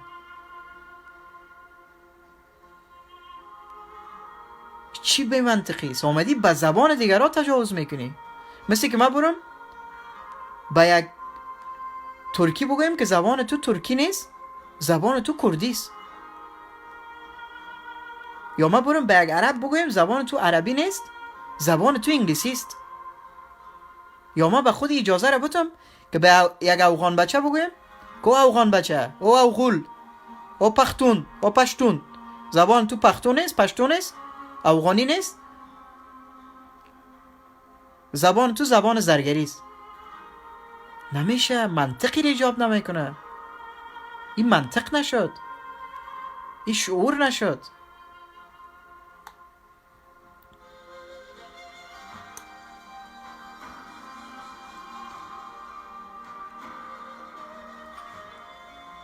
چرا همین رقم هستین شما؟ چی وقت شما انسان میشین؟ او افغانا، او افغانا عالم امی که میرن در پخشای مستقیم مردم فاش میدین تا چی وقت؟ تا چی وقت؟ یک ذره شرم ندارین؟ حیا ندارین؟ هر روز به حیا میشین، به افشا میشین، هر روز دروغایتان بیشتر واضح‌تر میشه. مثل آینه دروغایتان زبان پیدا کرده. حتی دروغای افغانا عزیزا، تاجیکای عزیز، فارسی زبانای عزیز، دروغای افغانا در امروز آنقدر مردم آگاه شده که حتی دروغای از اینا زبان پیدا کرده، خود دروغای از اینا صحبت میکنه. اما اینا شرم ندارن، حیا ندارن. خب با اینا دوستی حرام است، ارتباط حرام است، برادری حرام است، سلام علیکی حرام است. چرا حرام است؟ چرا غلط است؟ چرا اشتباه است؟ چرا از انسانیت دور است؟ به خاطر ازی که وقتی با یک انسان دروغگو، با یک انسان بی منطق خودت دوستی کنی، بی منطق میسازید، میشرمانید، ضعیف میسازید. حتی خطر از این میره که باعث شود که خودت هم مثل از او جاهل و بی منطق شوی، مغزت قلف کنی. با مو خاطر من یک تئوری دارم، میگم افغان کشیدی مغزت قلف شد. همی افغان کشیدی فقط افغان والی در یادت، فقط یگانه چیزی که تشریح زندگی، تعریف زندگی برات افغان والی میشه. اما وقتی که فارسی زبان شدی، وقتی که تاجیک شدی، تاجدار شدی، از فردوسی گپ میزنی، از مولانا گپ میزنی، از اشقری گپ میزنی، از ابو مسلم خراسانی گپ میزنی، از سلمان فارس گپ میزنی، از ابن سینای بزرگ گپ میزنی، از بیدل و رابعه بلخی، از بزرگا، دانشمندا، شاعرا، نویسندا گپ میزنی، از اخلاق و ادب گپ میزنی، از میازار موری که دانکش است که جان دارد و جان شیرین خوش است گپ میزنی. باز نمیری انسان کلش نمیبری. وقتی درس حتی مرچه را میگه آزار نته که جان شیرین خوش است، میازار موری که دانکش است که جان شیرین خوش است، میگه مرچه که مرچه است، مرچه دانکش، حتی او را آزار نته که جان کس شیرین است، حتی برای مرچه جان شیرین خوش است. وقتی برای تو یک درس داده شد، تو هیچ وقت نمیری سر نمیبری، نمیری در لباس ناموست خود انفجار نمیتی، نمیری یک مادری که 9 ماه یک طفل خود در شکم خود پرورش داده، زحمت کشیده، شبها شاید گریه کرده باشه، گرسنه بوده باشه، زندگی سخت داشته باشه، 1000 مشکلات متقبل شده و او طفل 9 ماه در شکم خود پرورش داده. بعد از او به دنیا آوردش با هزاران مشکلات، با هزاران ناداری، با هزاران غریبی، با هزاران بدبختی در او سرزمین. بعد از او طفل به دنیا آورده، بعد از او طفل کلان کرده. این تربیه از این طفل، این نان دادن از این طفل، این لباس از این مشکلات از این طفل. 5 سال، 6 سال، 10 سال طفل خود کلان کرده یک مادر، سر خود سفید کرده و تو اوغان خر، تو اوغان چارپای میای یک انفجار میکنی. این مادر شیرین دلشه، قلبشه، جانشه، عزیزشه، نور چشمشه، امیدشه، آرزویشه از پیشش میگیری. چرا؟ چرا اوغان خر؟ چرا پشتون خر؟ چرا؟ چرا شیطان؟ چرا شیطان؟ چرا این کارا میکنی؟ یک زنی که ازدواج میکنه، تشکیل خانواده میته، صاحب فرزند میشه، صاحب شوهر میشه، زندگی شریکی رو شروع میکنه، سالها زندگی میکنه در مشکلات، در ناداری، در بدبختی، در رنج، در درد، زندگی میسازه، خانه میسازه، سر خود سفید میکنه و تو شوهر از او در انتحاری از پیشش میگیری. او زن بیوه میسازی، او زن در میدان میسازی، او زن در یک کشوری که انسان ارزش نداره، حیوان ارزش نداره، این مسائل ها مرده، او را خودت احتیاج و محتاج میسازی. در یک جامعه که زن دست خود دراز کنه میگه امرای ما بیا استراحت شو تا من برات کمک کنم. دور از خوبایش، دور از خوبایش. تو را تشویق میکنی که باید به عزت از او، به عفت از او، به آبروی از او، به چادر از او، به دامن از او دست درازی شوه. اوغان خر، چی وقت تو انسان میشی؟ چی وقت برمیگردی به انسانیتت؟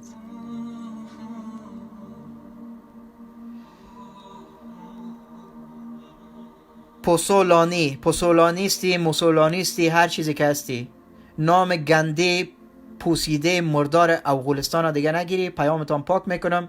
قهرمانم قهرمان ملی نگویی.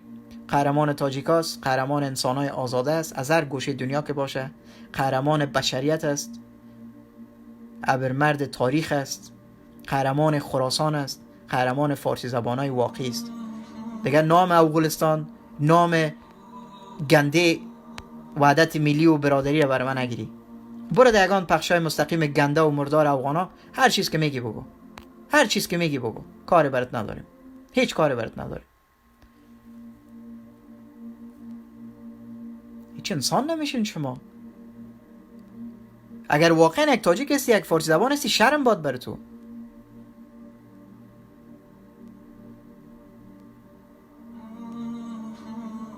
این به این میمانه که یک نفر بگویم نام چیست، بگوی احمد، ما او را محمود صدا کنم و باز برم بگویم برادر من محمود نیستم، احمد هستم، باز ما بگویم محمود. اولی تاجیک کودن فارسی زبان برش دنیا برش چیغ میزنه که تاجیک هستی، افغان نیستی، باز میگه افغان هستیم، یک برادر هستیم. بر از این کودن میگیم که نام از این سرزمین جعلی است. چیزی به نام افغانستان وجود نداشته در تاریخ ما. 4 تا کشور بیگانه آمده، 4 تا انسان پلید از کوه سلیمان پایین کرده، سرزمین ما را برشان فروخته، مردم ما را کشته، تاریخ ما را جعل کرده، یک نام ساخته بعدش گفته به نام افغانستان بعد از یادش کنه، یعنی سرزمین پشتونا. او کودن، او تاجیک خو برده.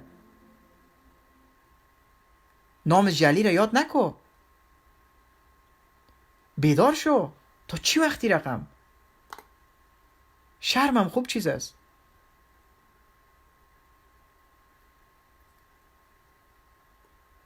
یک شعر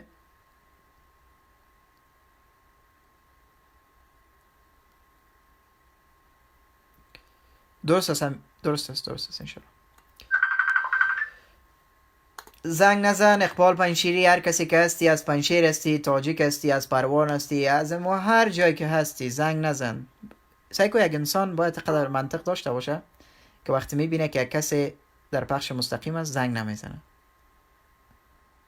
نباید مثل حیوان، در حیوان هم دیگه مرکب به اصطلاح وطنی خر، او کس یگان دفعه باید بزنیش که یک چوب که بیدار شود. نباید انسان باید مثل یک رویش مثل حیوان باشه. وقتی میبینین که ما آنلاین هستم در بخش مستقیم هستم زنگ نزنین.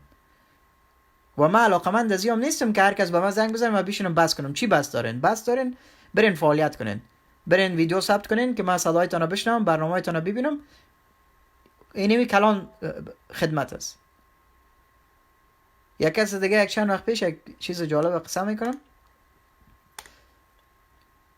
برای من پیام مان تو زنگ بزن حتما یک کار ضرور دارم، من تاجیک هستم، من عزیز هستم، من افتخار میکنم، من برنامه تا دوست دارم، من صدای تا خوش.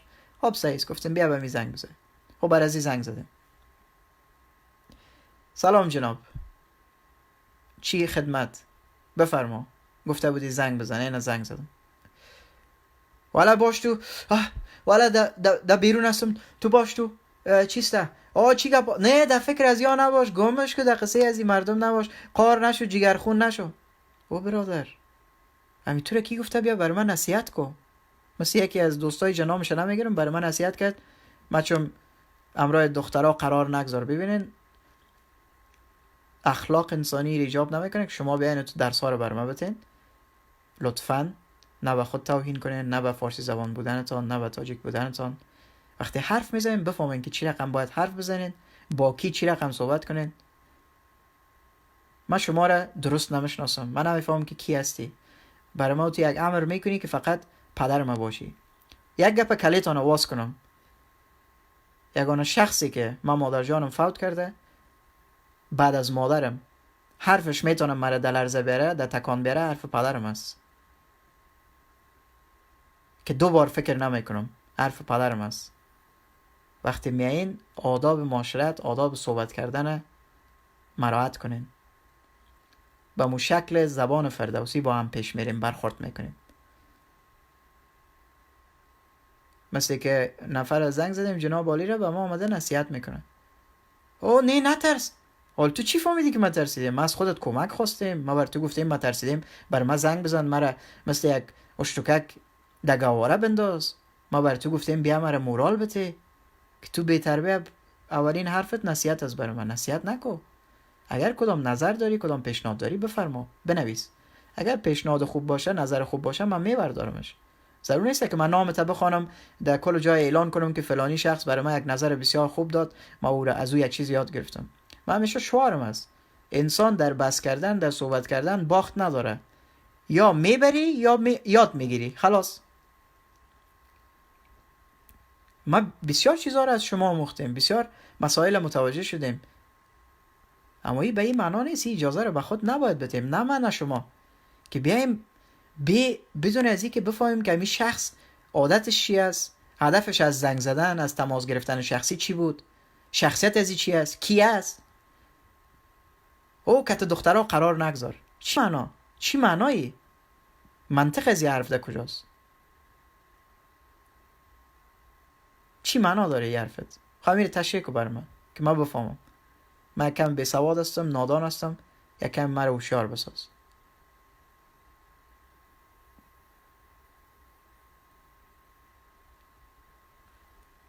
بهتر است که ما یکدیگر احترام کنیم، یکدیگر را قدردانی کنیم.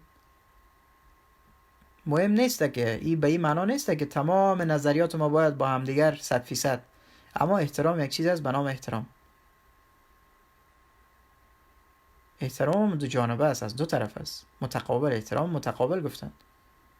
تو نیست که من احترام کرده برم، جان و بزرگ و استاد و کلان گفته برم، از اون طرف امرای من برخورد شود که من یک احساس کنم که من از بچهای سر کوچه هستم یا از بچهای هستم، انسانای هستم که اصلا در دسترخوان مادر و پدر اصلا بزرگ نشدیم.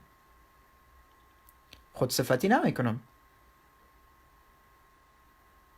اما ما کسی هستیم که پیش از اینکه ما صبحانه بخوریم برای ما مثنوی درس داده می شده، برای ما فردوسی درس داده می شده، برای ما از تاریخ و فرهنگ فارسی زبان‌ها و تاجیک‌ها حرف زده می شده. این به این معنا نیست که من همه چیزا میفهم، اما هدف من این است که وقتی شما با برنامه یک شخص آشنا هستین، با صحبت‌هایش آشنا هستین، طرز برخوردتان، طرز صحبتتان متوجه باشین که با کی، با چی رقم باید صحبت کنین. اگر میخواین یک اشتباه یک دوستتان، یک کسی را دوست دارین متوجه اشتباهش بسازین، شما از طریق یک اشتباه دیگه متوجه اشتباه نسازین یک کسی را. هر چیز از خود جای داره. اگر اشتباهی من ایجا میکنم، فیسبوک شخصیم در خدمتتان است، پیام بنویسین که برادر عزیز اینیش یک اشتباه است پیش شد، به نظر من فکر کنم یک اشتباه شد، خودت چی نظر داری؟ نصیحت امر و فرمایش از کسی رو من قبول ندارم. امر و فرمایش نکنین. برادر این پلتفرم ماست، این برنامه ماست، این سیستم ماست، من به این سیستم پیش میرم، من به این شکل پیش میرم، مبارزه من این شکلی است. خوش نداری؟ ناراحت میشم از اینکه خودت از دست بدم، اما مبارزه ام استاپ نمیشه. خوش میباشم که اگر با من باشی بانی.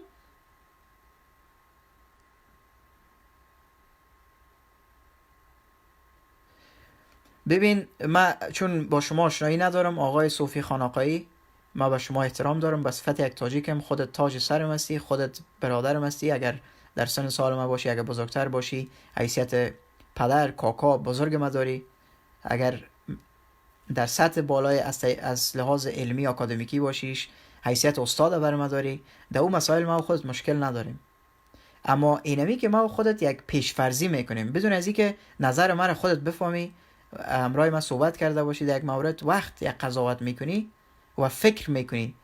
من میفهمم پشتون چیزی نیست که فکر کنه میتونه به من خود نزدیک کنه یا کار کنه، اما میتونی خود در یک بحث شخصی بر من بگی، یا تو یک پیام مینویسی، اولش خودمو دختر خانم یا خواهر ما، هر کسی که باشه، هر کسی باشه، من کار ندارم با مسائل زندگی شخصی کسی یا برنامه کسی، هر کسی باشه، اونجا پیام تبخانه شاید اون ناراحت شد.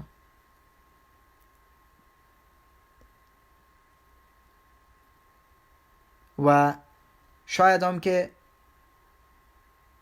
من درست در یک کامنت تمام مطلب تا نتونم بگیرم، من انسان هستم، احساس دارم، من ناراحت شم. با اون خاطر اگر میخوای یک چیز رو مفصل به یک کس تشریح بدی، یک کمک کنی، یک نظر بدی، امور رو میتونی در پیام خانی من برای من بفرستی، یک پیام صوتی بفرستی. من خوشحالم میشم، ممنونتم هستم، مدیونتم هستم. اما در اینجا فقط برنامه ما چی است؟ بیدارسازی تاجیکا، آگاهی رسانی برای تاجیکا، یک جا شدن تاجیکا، بیدار شدن تاجیکا و اصل شدن تاجیکا. ما اینجا میخوایم یک طلا را پاک کنیم. یک سنگ پیدا کردیم، میفهمیم که در داخل از این سنگ الماس است، اما خود از این سنگ این باور از دست داده که الماس است، به خاطر از این که 4 گرد و بغلش سنگ گرفته، سنگای بی ارزش، فکر میکنه نه من ارزش ندارم.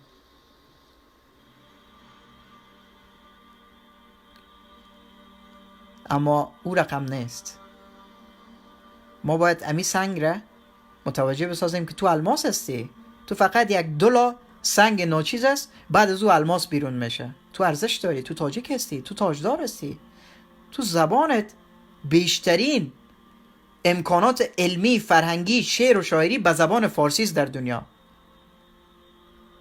خب من امیره میگم وقتی یک منظور بسیار بزرگ، یک مطلب بسیار بزرگ، یک مطلب بسیار حساس، یک مطلب بسیار مهم به یک جمله خلاصه میشه در یک پخش مستقیم، در هیچ شک نکن که اشتباه برداشت میشه. و مخاطر پیام صوتی بگذار، پیام بگذار کتبی که من بخوانم، متوجه شم، باز روش بحث کنیم. هدف من کدام چیز شخصی نیست. من با خودت کدام چیز مشکل شخصی ندارم. ما و خودت هم تبار هستیم، هم فکر هستیم، هم یک جای میرزمیم. مسیر ما، هدف ما، همه چیز ما یکی است.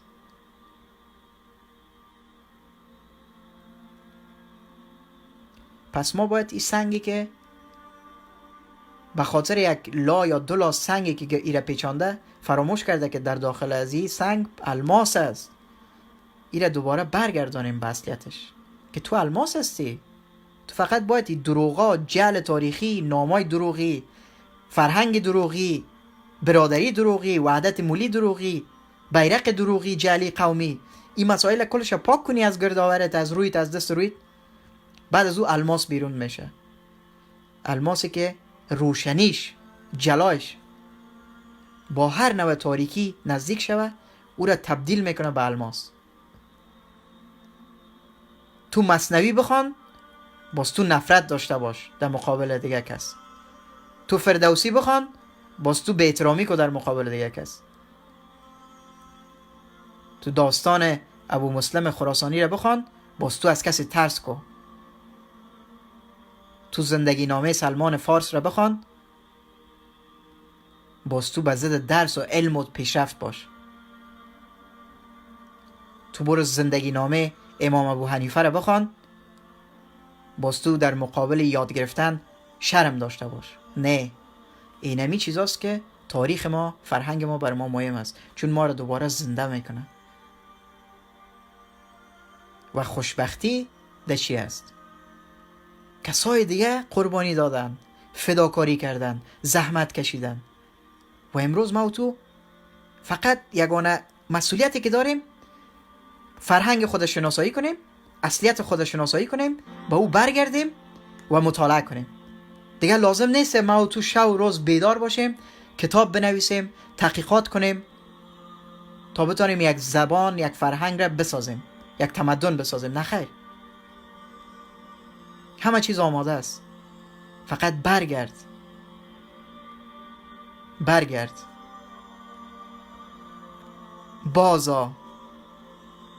بازا هر آنچه هستی بازا.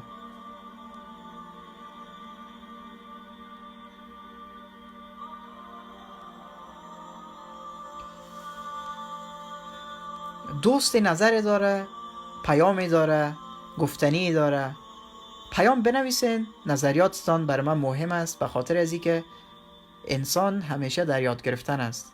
انسان اشتباهات خود داره، اما زود قضاوت نکنیم، پیش داوری نکنیم. قضاوت ما استوار به معلومات محدودی که ما درباره یک نفر داریم، به او استوار نسازیم معلومات خود. که فکر میکنم، من فکر کردم. نه، فکر کافی نیست.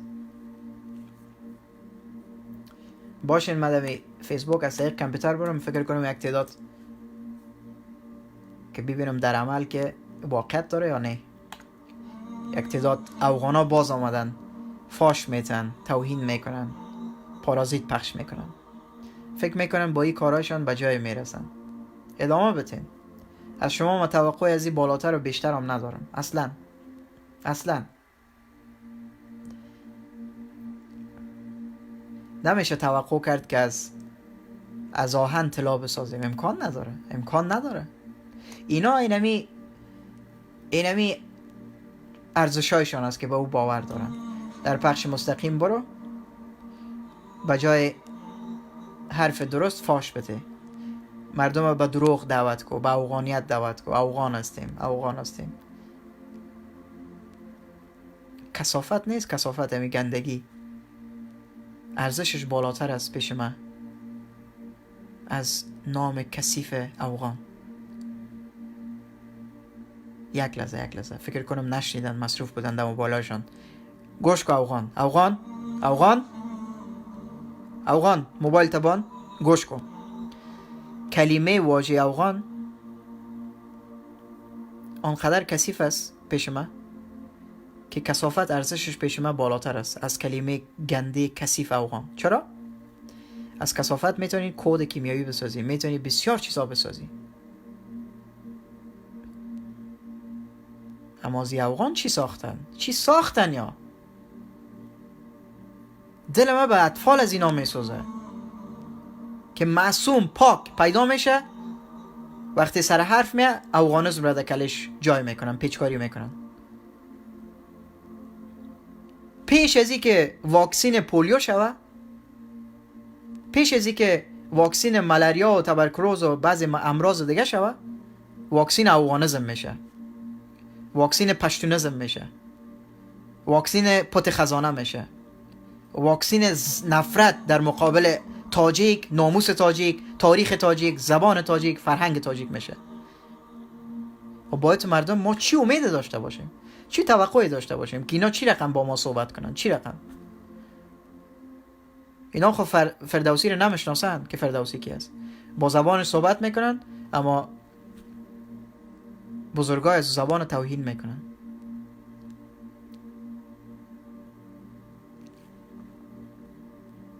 شرم‌آور است، رنج‌آور است، دردآور است.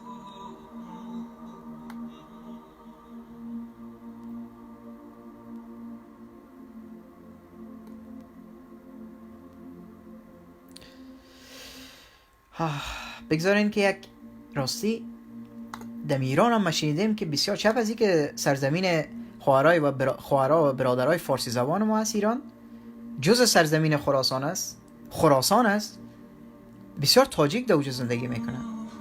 بگذارین که یک آهنگ به افتخار ایران برای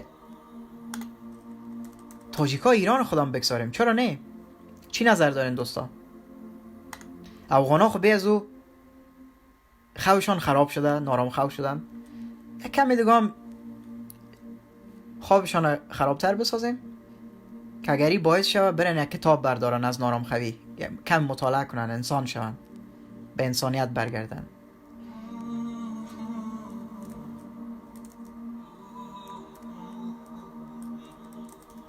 یک لحظه دوستا که می آهنگ ما پیدا کنم. این آهنگ بسیار مرا خوشم میاد و مطمئن هستم که شما میره دوست دارین.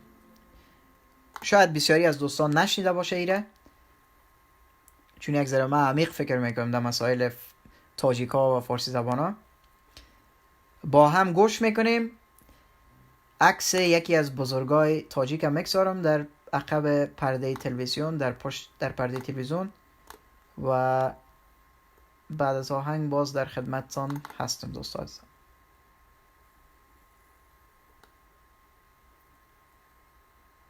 فکر کنم این مرا زیاد خوشم میاد، چون این مرا به یاد تاجیکای سرزمین پر افتخار، سرزمین تاجیکای ما تاجیکستان مندازه و من ایره دوست دارم این عکسه و این آهنگ با می عکس گوش میکنیم. این عکس و این آهنگ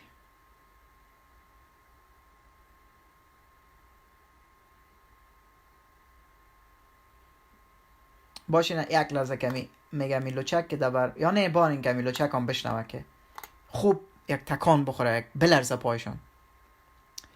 گوش کنید.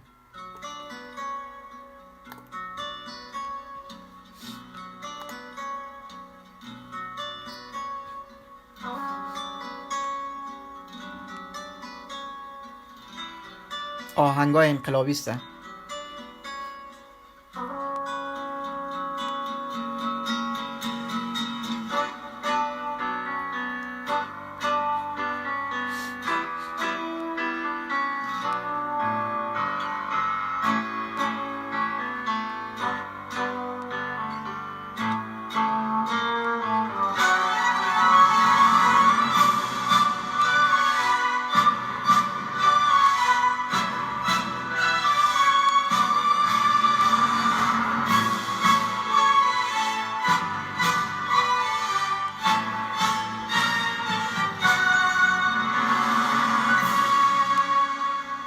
ایران فدای عشق و خنده تو،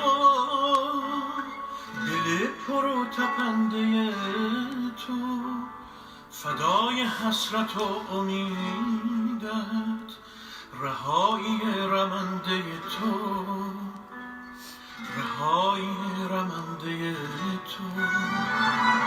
ایران اگر دل تو را شکستم، تو را به بند کینه بستم، چه عاشقان بی‌نشانی که پای درد تو نشستن، که پای درد تو نشستن.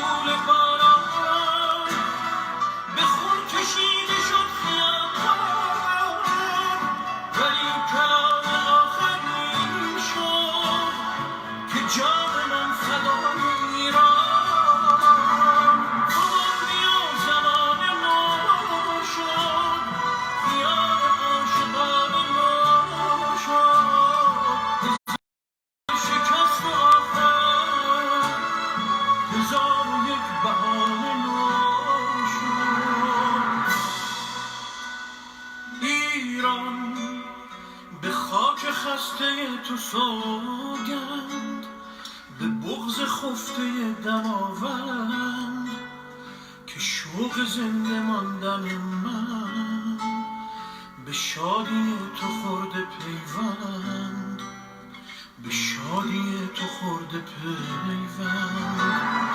ایران اگر دل تو را شکستن، تو را به بند کینه بستن، چه عاشقان بی‌نشانی که پای درد تو نشستن، که پای درد تو نشستن.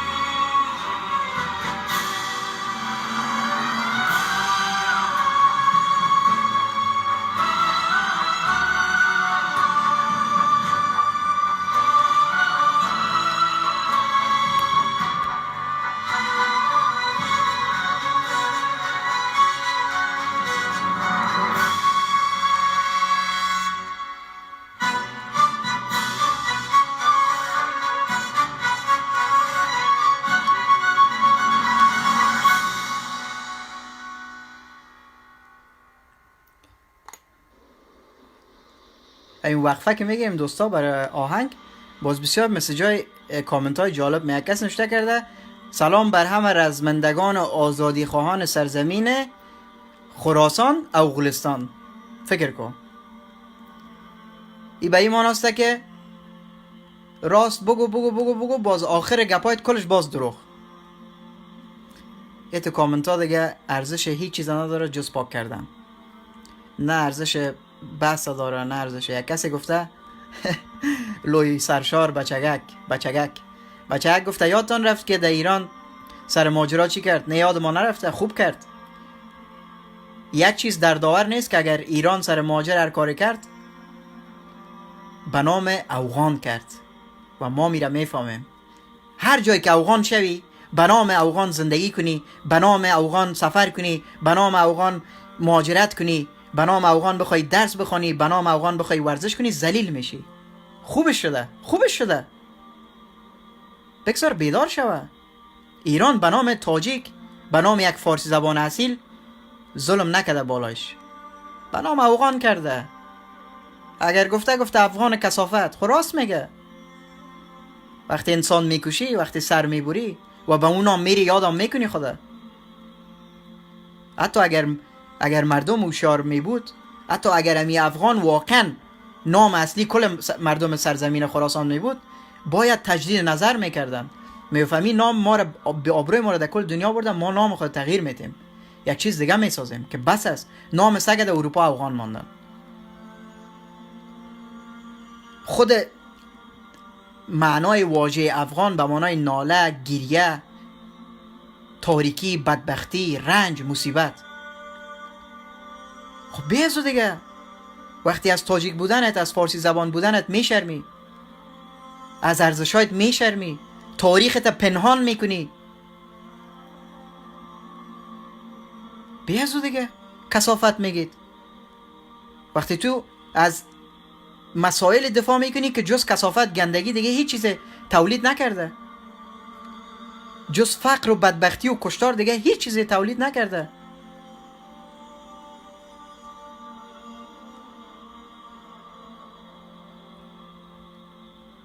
ایران دیوانه نیست که در نام جلی به نام افغانستان که 49 کشور دنیا را آوردی در زیر گلونش بیا کمک کنه یا کار کنه. خوب میکنه. این وظیفه هر کشور است که از تمام سرزمین خود دفاع کنه. خوب میکنه. وقتی میری به یک سرزمین فارسی زبان، تاجیک نشین، خدا میگی افغانستان، کثافت میگید. به خاطر که از تمام کثافتکاری تو خبر داره، از تمام وطن فروشی، این نام و جلکاری تاریخی، ظلم، استبدادش، سربریدنش، انتحار، انفجارش خبر داره. کثافت میگید. دیگه کدام تعریف دیگه نمیتونه داده. اگه انسان هوشیار چی بگه؟ میخوای بر من بگویی خی گناه از او انسانی که اصلا این کارا رو نکرده چی است؟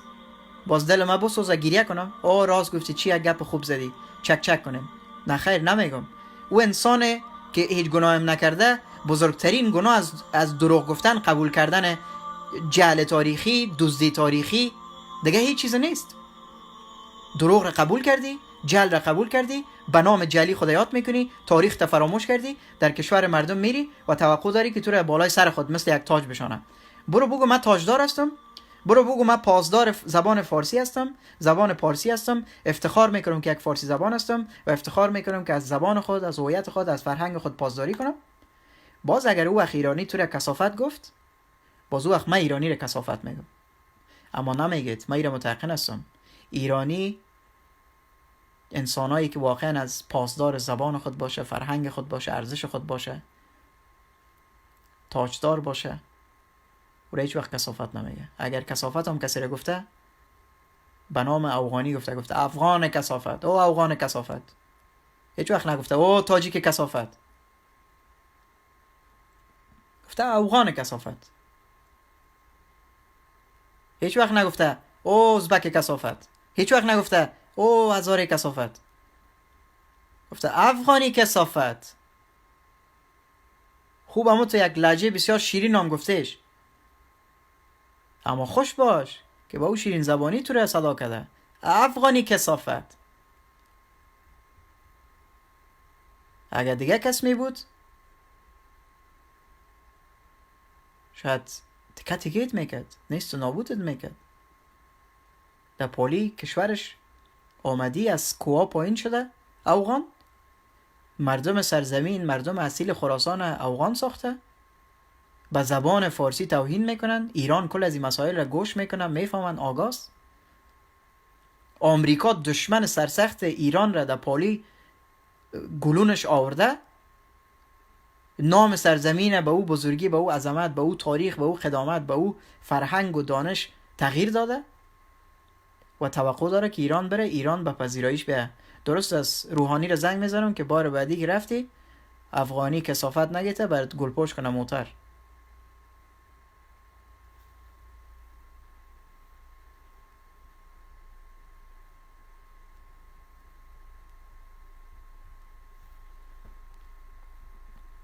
هر کاری که بالای مردمه که هنوزم بیدار نشدن، افغان خودم میگن، تاریخ و فرهنگ خودم فراموش کرده، اردوی مولی باشه، اردوی فاشیسم افغانی باشه، هر کسی باشه، فارسی زبان باشه، تاجیک باشه، که فرهنگ خود فراموش کرده، میره به نام افغان هر جای سفر میکنه، هر کاری که دقش میشه در هر کشوری، من خو خوش میشم، من خو هیچ ناراحت نمیشم. چرا؟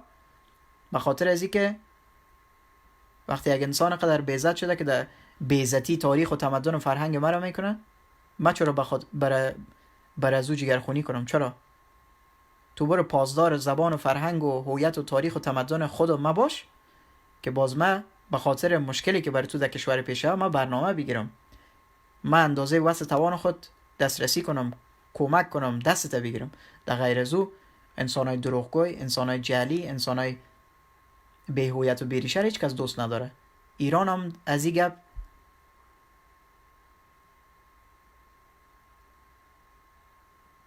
مثلا تو نیست که ایران بگویی که در این مسئله باید بگنی خیره. افغانی گل بگیته، افغان کل سرزمین خراسان به تاراج کشیده، دزدیده، بی‌ناموسی کرده، تاریخ مردم آتش زده، کتاب مردم آتش زده، فرهنگ مردم پامال کرده، به ناموس مردم دست درازی کرده. چی بگه افغانه؟ بر از اون باز مهم نیسته که تو به زبان فارسی گپ میزنی یا قوارگه که دیگر رقم است، لباس پوشیدن دیگر رقم است، یا به خاطر کدام کار دیگه آمدی به ایران سفر کردی. میگه افغانی کثافت است، اوجا را مردار کرده، انتحار انفجار کرده، خون و ناله و گریه و بدبختی است، مرا همی کارا میکنه دقیقم. کثافت بگویش. بازو هم خوشبخت استی که تمام ایرانی ها تو که برخورد نکرده، هنوز هم جا داده که زندگی کنی. به هزاران، شاید صدها هزار انسان سرزمین خراسان از طریق کشور ایران پناهندگی دیگه کشورها را گرفتن. پرواز کردن، سفر کردن، ترکیه رفتن، به کشورهای دیگر رسیدن. هنوز تو قرضداری ایران هستی. یک انسانی که تاریخ خود جعل تاریخی را قبول کرده، دروغ قبول کرده، همه چیز قبول کرده، بازم ایران تو را جای داده. خوش باش، ایران دیگه شکایت نکن.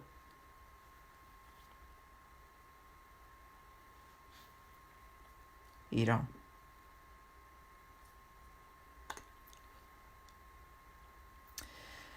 خب دوستا، یک زیرنویس میکنین که چقدر وقت شده از پخش مستقیم؟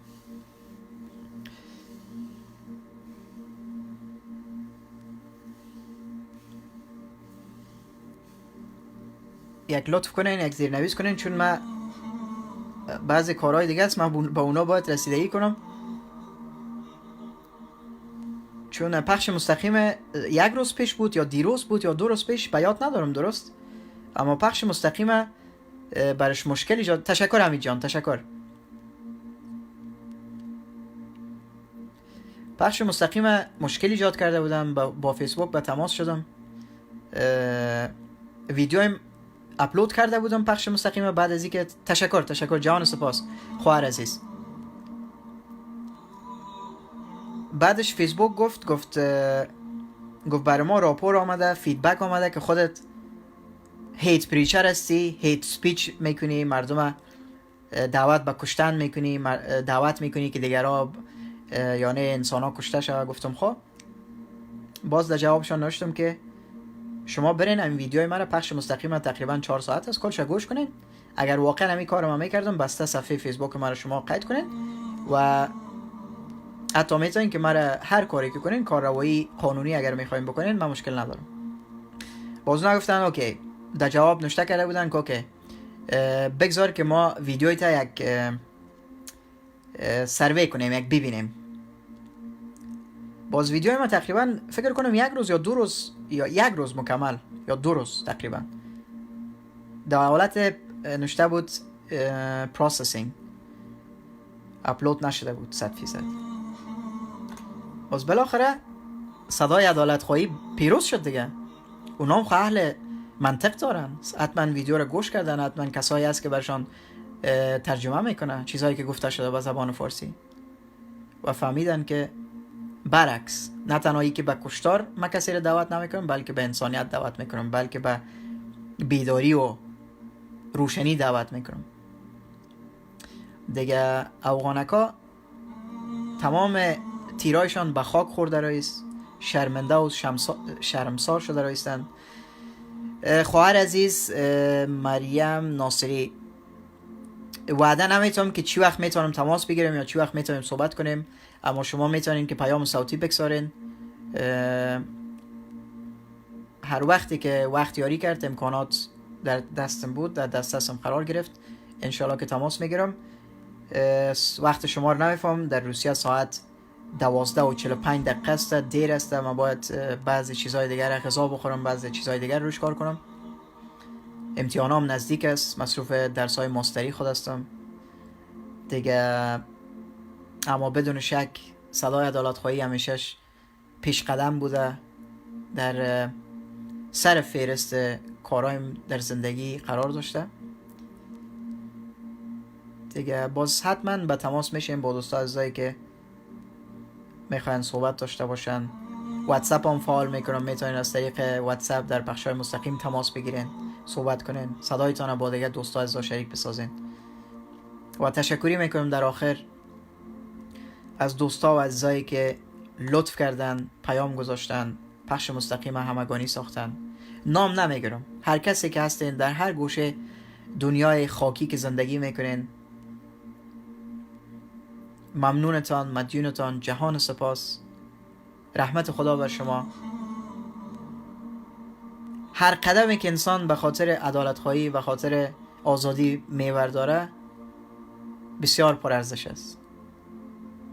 مبارزه فقط از طریق اسلحه، از طریق پول زیاد، از طریق نفر زیاد، از طریق لایک زیاد، از طریق تماشاچی زیاد یا شنونده زیاد نمیشه.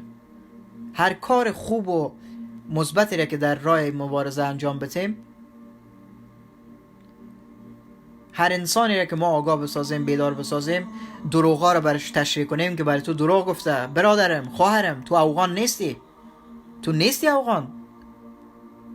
حالا ما خو نرفتیم که اگه افغان بگویم تو افغان نیستی، افغان نباش. ما کسی که افغان نیست او را میگیم. چرا خود افغان میگی؟ تو افغان نیستی، تو افغان نیستی. تو یک در یک خانواده فارسی زبان تاجیک به دنیا آمدی. برگرد بر اصلت، برگرد به تاریخت. چرا میخوای بریشه و بی‌نسب باشی؟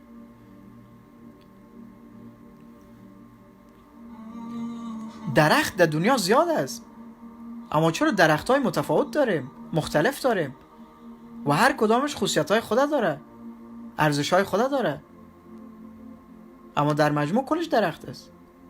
ما انسان هستیم، اما ما آیدنتیتی، مشخصات خود داریم، خصوصیت‌های خود داریم. یک تاریخ، یک تمدن با ما گره خورده، مثل نمبر پلیت یک موتر، مثل آی پی آدرس یک کامپیوتر، مثل آدرس یک موبایل، یک آیفون. هر کدامش یک آدرس متفاوت داره که از توسط همون آدرس شناسایی میشه که کی استفاده کرده، در کجا استفاده شده. ما هم همین رقم هستیم. ما هم یک لوگو داریم، یک برند داریم و او برند ما تعریف داره که چرا این برند انتخاب شده برای ما. وقتی من میگم تاجیک، یک برند است، برندم است، لوگویم است. ای آمده مرا میخوای از مالای چینایی بسازه. من میگم من برند دارم، من اصل هستم، من خصوص از خود تعریف دارم، از خود ارزش دارم، از خود فرهنگ دارم، از خود تاریخ دارم. ای میگه نه، گوچی و آرمانی و دولچه گابانا و وساچی و لوبیتان نباش. بیا این چیزایی که اصلا لوگو نداره، برند نداره، از اینا باش. من میگم نمیشه، امکان نداره، منطقی را قبول نمیکنه. بزرگ من زحمت کشیده، کار کرده، برای من لوگو ساخته، برای من برند ساخته. این برندینگ تنها در دنیای تجارت و لباس و این مسائل نیست، محصولات که ما استفاده میکنیم. برندینگ در زندگی های انسان هم است. این تمدنایی که ساخته شده، این خودش برندینگ است. ما برندینگ روی ما کار شده، زبان یاد گرفتیم، زبان ساخته شده برای ما، تمدن ساخته شده، فرهنگ ساخته شده. این لوگوی ماست. تاجیک بودن لوگوی ماست، برند ماست. چطور میتونی از من برند ما بگیری؟ چطور میتونی مرا تبدیل کنی با آدیداس؟ لویتان بگی آدیداس شو امشب. از طرف صبح لویتان باش، از طرف شب آدیداس باش. امکان نداره. تو که افغان هستی افغان باش، من با تو کاری ندارم. برو به زبانت خدمت کو، و تاریخت تغییر بده، فرهنگت تغییر بده، تمدنت رشد بده، زبانت رشد بده. اشتباه تاریخی، صعب تاریخی رو نکو. یک کتاب مولانا جوابگوی بزرگترین تمدن‌های دنیاست. یک مثنوی را اگر خودت بخوانی، اصلا شاید بسیاری از دانشمندای دنیا را دیگه کتابش نخوانی، چون در اوج درس زندگی، درس معاشرت، درس صحبت کردن، درس حرف زدن، در شیشت و برخاست و دوستی و رفاقت و صمیمیت و همه چیز بر داده. خدا مسخره نکنی از این بیشتر لطفاً. ما از خود هویت داریم، از خود برند داریم، از خود لوگو داریم، از خود مشخصات داریم و دلیل داره که چرا ما تاجیک هستیم. این هم بی دلیل نیست. یک تاریخی با این هویت ما، با این برند ما، با این لوگوی ما بافت خورده.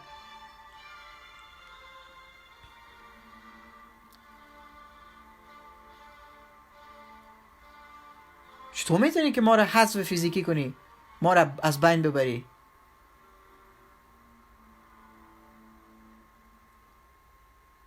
نمیتونی، ناممکن است. این خواب است و خیال است و جنون.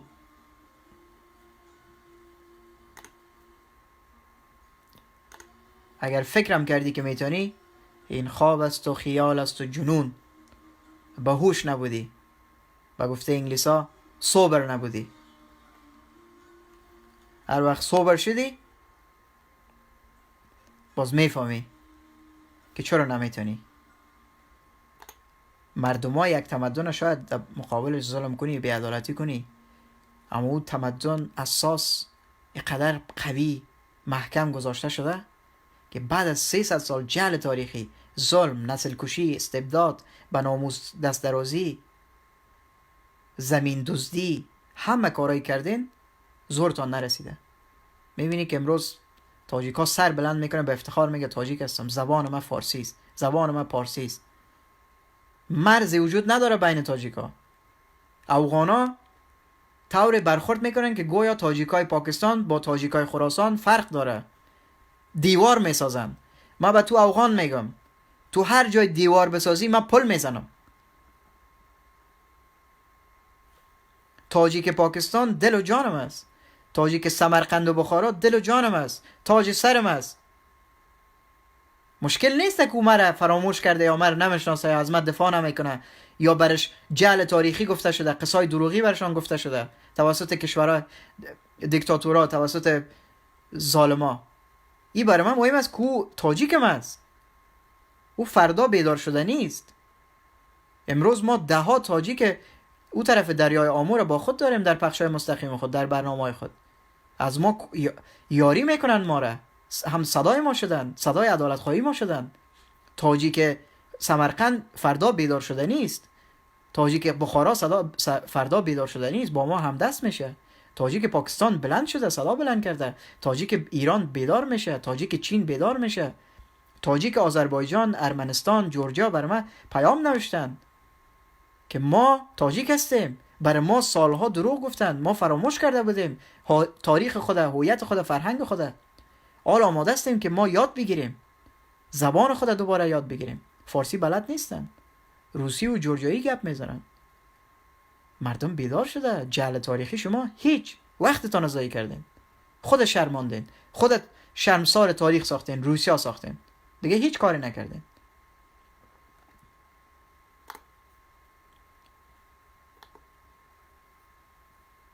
وقتتان ضایع نکنین، خود نشرمانین، هیچ کاری از دستان نمیه.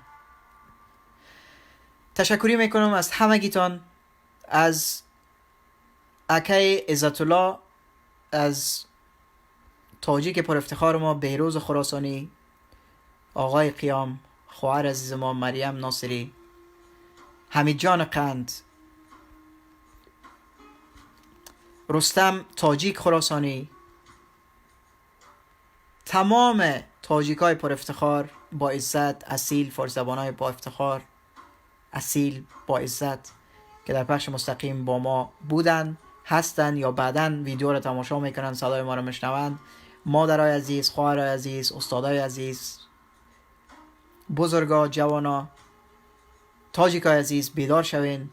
لطفاً به خود، به فرزندانتان تاریخ تاجیکا را، تاریخ و فرهنگ تاجیکا را از سر گیرین، برشان یاد بتین، اونا را تاجیک بسازین، اونا را بیگانه معرفی نکنین به دنیا. لطفاً. جهان سپاس. هر جایی که هستین امید که صدای مرا در حالت بشنوین که آرام باشین، خوب باشین، خوش باشین، دور از مشکلات، دور از غم و اندوه و مریضی باشین. رحمت خدا بر شما باد همیشه. همگیتان دوست دارم. مبارزه ما ادامه داره. پخش مستقیم بعد از اینکه نشر کردم میتونین با دیگه دوستا و عزیزا شریک بسازین. امیدوار هستم که در پخش‌های مستقیم بعدی هم شما عزیزا رو با خود داشته باشم و در آینده نزدیک اکانت واتساپ فعال میسازم تا دوستا عزیزا تماس بگیرن و صدای شما عزیزا رو با خود داشته باشیم تا از شما هم چیز بیاموزیم. افغانا دلتان جمع باشه. ای واتساپ برای افغانا ما فعال نمی کنم. ای واتساپ برای تاجیکا، فارس زبانایم است و افغان با افغان گفتم، بازم یادآوری میکنم در آخر، با افغان نه ما صحبتی داریم، نه جربسی داریم، نه معامله داریم، نه داد گرفتی داریم، نه میخوایم از اونا با اونا نه کدام میخوایم روی چیز کوتاه بیایم. دشمن ما واضح است، پیشروی ما افغان است، یکی و خلاصه. فقط بیدار باش، از خودت، از زبانت، از فرهنگت، از ناموست، از خانت، از جایگاه دفاع کو. این گپای دروغی بیادر هستیم، مسلمان هستیم، افغان هستیم، بیادری و برادری و هموطن هستیم، این گپا رو کلش در کثافت دانی بندازین اگر در خانه ندارین در بیرون یگانجا یک کاسه فدانی پیدا کنین بندازینش خلاص. خودم پاک بسازین، ذهنتان هم پاک بسازین، خانه تان هم از این حرفای دروغ، حرفای چتی، حرفای بی‌معنا پاک کنین تا ذهن و روح و روانتان پاک شوه. وقتی ذهن و روح و روان انسان پاک شوه از لحاظ روانشناسی انسان قلبش سکون پیدا میکنه، آرام میشه. وقتی آرامش قلب پیدا کردین انگیزه پیدا میکنین. وقتی انگیزه پیدا کردین کار میکنین، تلاش میکنین، زندگیتان رو تغییر میتین. فقط بخور و خواب کردن دیگه از زندگیتان دور میشه. میفهمین که ارزش دارین، یک انسان پر ارزش هستین. باز بعد از او constructive میشین، productive میشین، destructive دیگه نمیشین. با کارهایتان ادامه بتین. مبارزه ما ادامه داره. زنده باد سرزمین خراسان، زنده باد تاجداران سرزمین خراسان. تاجیکم، افتخارم تاجیک است، افتخار میکنم که تاجیک هستم. زنده باد فارسی زبانان دنیا، زنده باد تاجیکای تمام دنیا. هر جایی که هستین صدای ما میشنوین، همگیتان دوست دارم. بیدار شوین، بلند شوین، یک صدا از تاجیکایتان دستگیری کنین، به تاجیکایتان کمک کنین و افتخار کنین که تاجیک هستین. تاجیک افتخار است که هر کسی نداره و اگر کسی که داره قدرش نمیفهمه افسوس به حالش. تا دیدار بعد، خدا حافظ ناصرتان همیشه.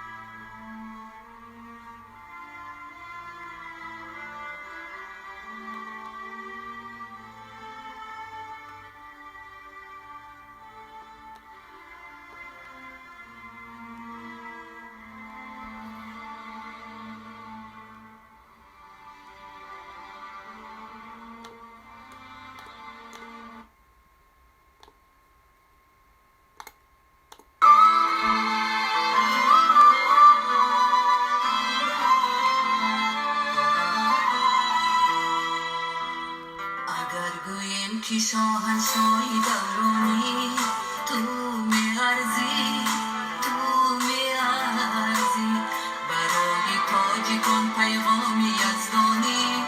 تو میارزی، تو میارزی بعدشان خلق تاجیکان زی دستی اجنبی ما رها کردی وطن را از پریشانی.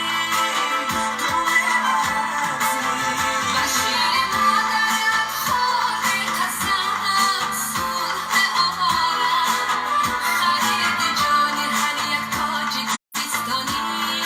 تو میارزی سپاس و عرض و تردیدی میگویم خلق بشی تو چه جایی در کی بها درد درمانی.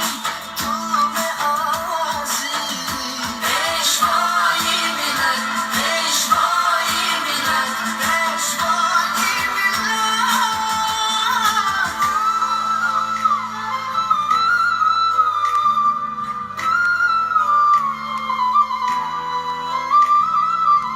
با هر جای سفر کردی فضای تیره شد روشن.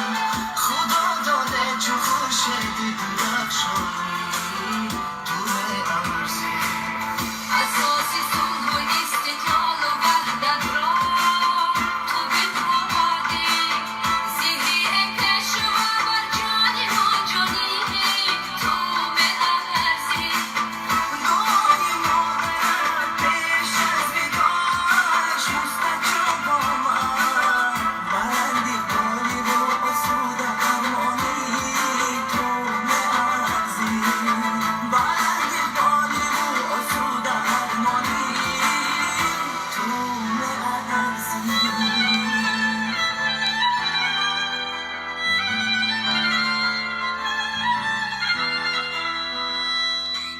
اگر گویم که شاهنشاهی دورانی تو میارزی، تو میارزی برای تاجیکان پیغامی یزدانی.